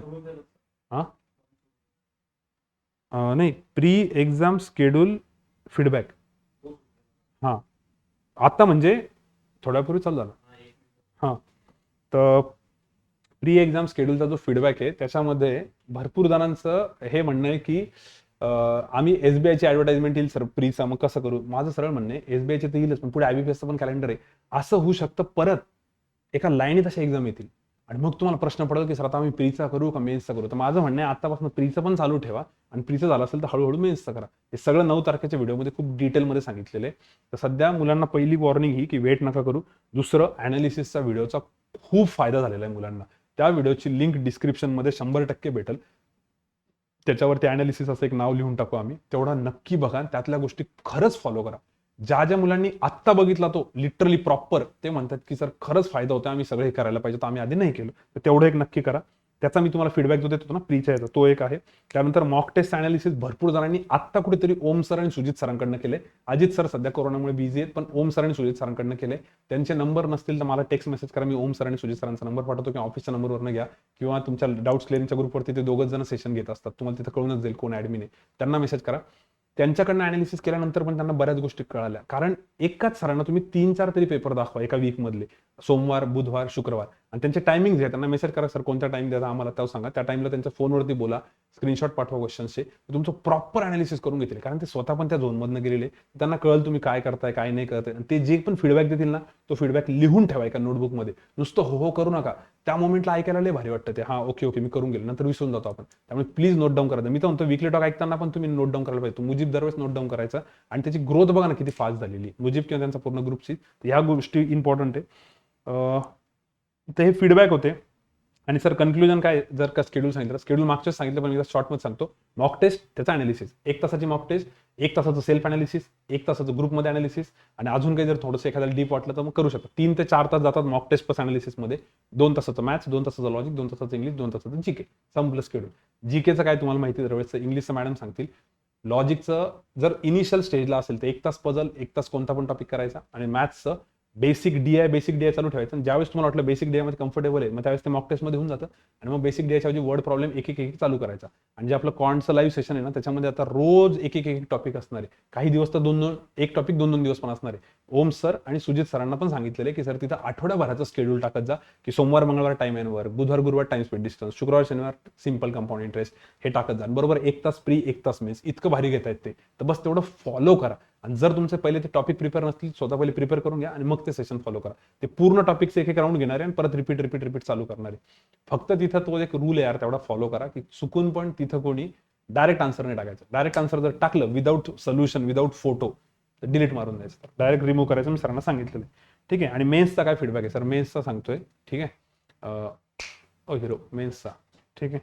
मेन्सचा काय फीडबॅक आहे, मेन्सचा पहिला फीडबॅक हा आलेला आहे. काही मुलं असे होते जे मेन्सचं फुल प्रिपेअर करत होते, पण तरी पण ते त्यांचं नाव नाही घेतलं आता लाईव्ह सेशन मध्ये करत टेलिग्रामचं. त्यांना म्हटलं तर टेलिग्राम लाईव्ह सेशन मध्ये तुमचा दम आहे ना, तुम्ही 2 तास लाईव्ह सेशन करून मला फीडबॅक द्या. ते म्हणाले की सर कॉन्फिडन्स इतका वाढला की टेलिग्राम लाईव्ह सेशनमुळे काय होते, आता मॉक टेस्टमध्ये आमची अॅक्युरेसी वाढलेली. कारण टेलिग्राम लाईव्ह सेशनमध्ये कसं असतं, धप्पाधप आन्सर द्यायचं आपल्याला सगळ्यांसमोर, एक तर इज्जतीचा प्रश्न असतो, चुकायला नाही पाहिजे, किंवा युट्यूब लाईव्ह म्हणा, त्याच्याने मुलांचा कॉन्फिडन्स वाढतो आणि कॉन्सन्ट्रेशन पण वाढतं, थोडा फोकस वाढतो. तर त्यांचा पहिला फीडबॅक होता की सर हमारी अॅक्युरेसी बहुत अच्छी हो गई. ठीक आहे. दुसरं असं झालं की एका सेशनचा इम्पॅक्ट ना दुसऱ्या सेशनवर पडतोय काही जणांचा, तर त्यांना ते एक समजावून सांगितलं मी. मला असं वाटलं त्यांना सांगितलं, तुम्हालाही सांगायला पाहिजे. भरपूर जण काय करतात, आता मेन्सला 2-2 तास बसायची पोरांना सवय नाही मेन्सच्या टेस्टला, किंवा तुम्ही जर सेक्शनल जरी देताय तर तुम्ही काय करता, 15, 20, 30 मिनिटं पकडला. आता एक नाव नाही सांगत परत मी तसं, त्यांनी काय केलं होतं, 45 मिनिटाचं सेक्शन होतं, त्या भाऊनी 36 मिनिटांमध्ये संपवून टाकला, संपला पेपर. ते काय कॉलेजचा इंजिनिअरिंगचा पेपर आहे का, झाला ना, आले घरी बोंबलं रूमवरती. ते मला तर त्या इंजिनिअरिंगच्या वेळेस पण कळत नव्हतं, मूर्ख पोरं होतात. एक विषय निघाला म्हणून सांगतो, इंजिनिअरिंगचा पेपर किंवा कुठला पण ग्रॅज्युएशनचा पेपर घ्या, इंजिनिअरिंग म्हणूनच ते कोणता पण घ्या, 2-3 तासाचा पेपर आहे. तुमचं करिअर त्याच्यावर डिपेंड आहे, आणि तुम्ही 3 तासाचा पेपर 2.5 तासात लिहून काय करता, रूमवरती येऊन झोपता. अरे ही झोप एवढी इम्पॉर्टंट आहे का? म्हणजे तिथं बसा तर सही 3 तास, थोडा अजून काळं निळं करा, एखादा एक्स्ट्राचा क्वेश्चन लिहा, एखादी सप्लिमेंट तर लावा. तसं माझं म्हणणं आहे की ह्या हिरोनी पण इथं काय केलं, 36 मिनिटात पेपर दिला, म्हणजे मला काही येत नव्हतं, मी बसून, अरे कसं काय तुम्ही गिव्हअप करू शकता? 9 मिनिटं बसा, एखाद क्वेश्चन अजून अटेम्प्ट करा, डोकं लावा. ह्याच्याने तुमचे पेशन्स इम्प्रूव्ह होतील, तुम्हाला कळल की नाही. आणि पेपरला लिटरली असं होतं बरं का, तिथं पण, इथं ऍक्च्युअल पेपरला पण असं होतं की सर मला काहीच येऊन लागलं, आणि तुम्ही नंतर कट ऑफ बघता, आयबीपीएस याचा RRBPOचा किती होता मॅथ्सचा, 3 अटेम्प्ट होता एका मुलीचा, 3 वरती पेपर निघाला तिचा मॅथ्सचा, 3 अटेम्प्ट होता, 3 पूर्ण वेळामध्ये. आयबीपीएस पीओचा किती असतो बऱ्याच वेळेस, आयबीपीएस पीओ एसबीआयपीओला तर नसतो, आयबीपीएस पीओचा पण असं 4-4, 5-5 अटेम्प्ट वरती पेपर निघता.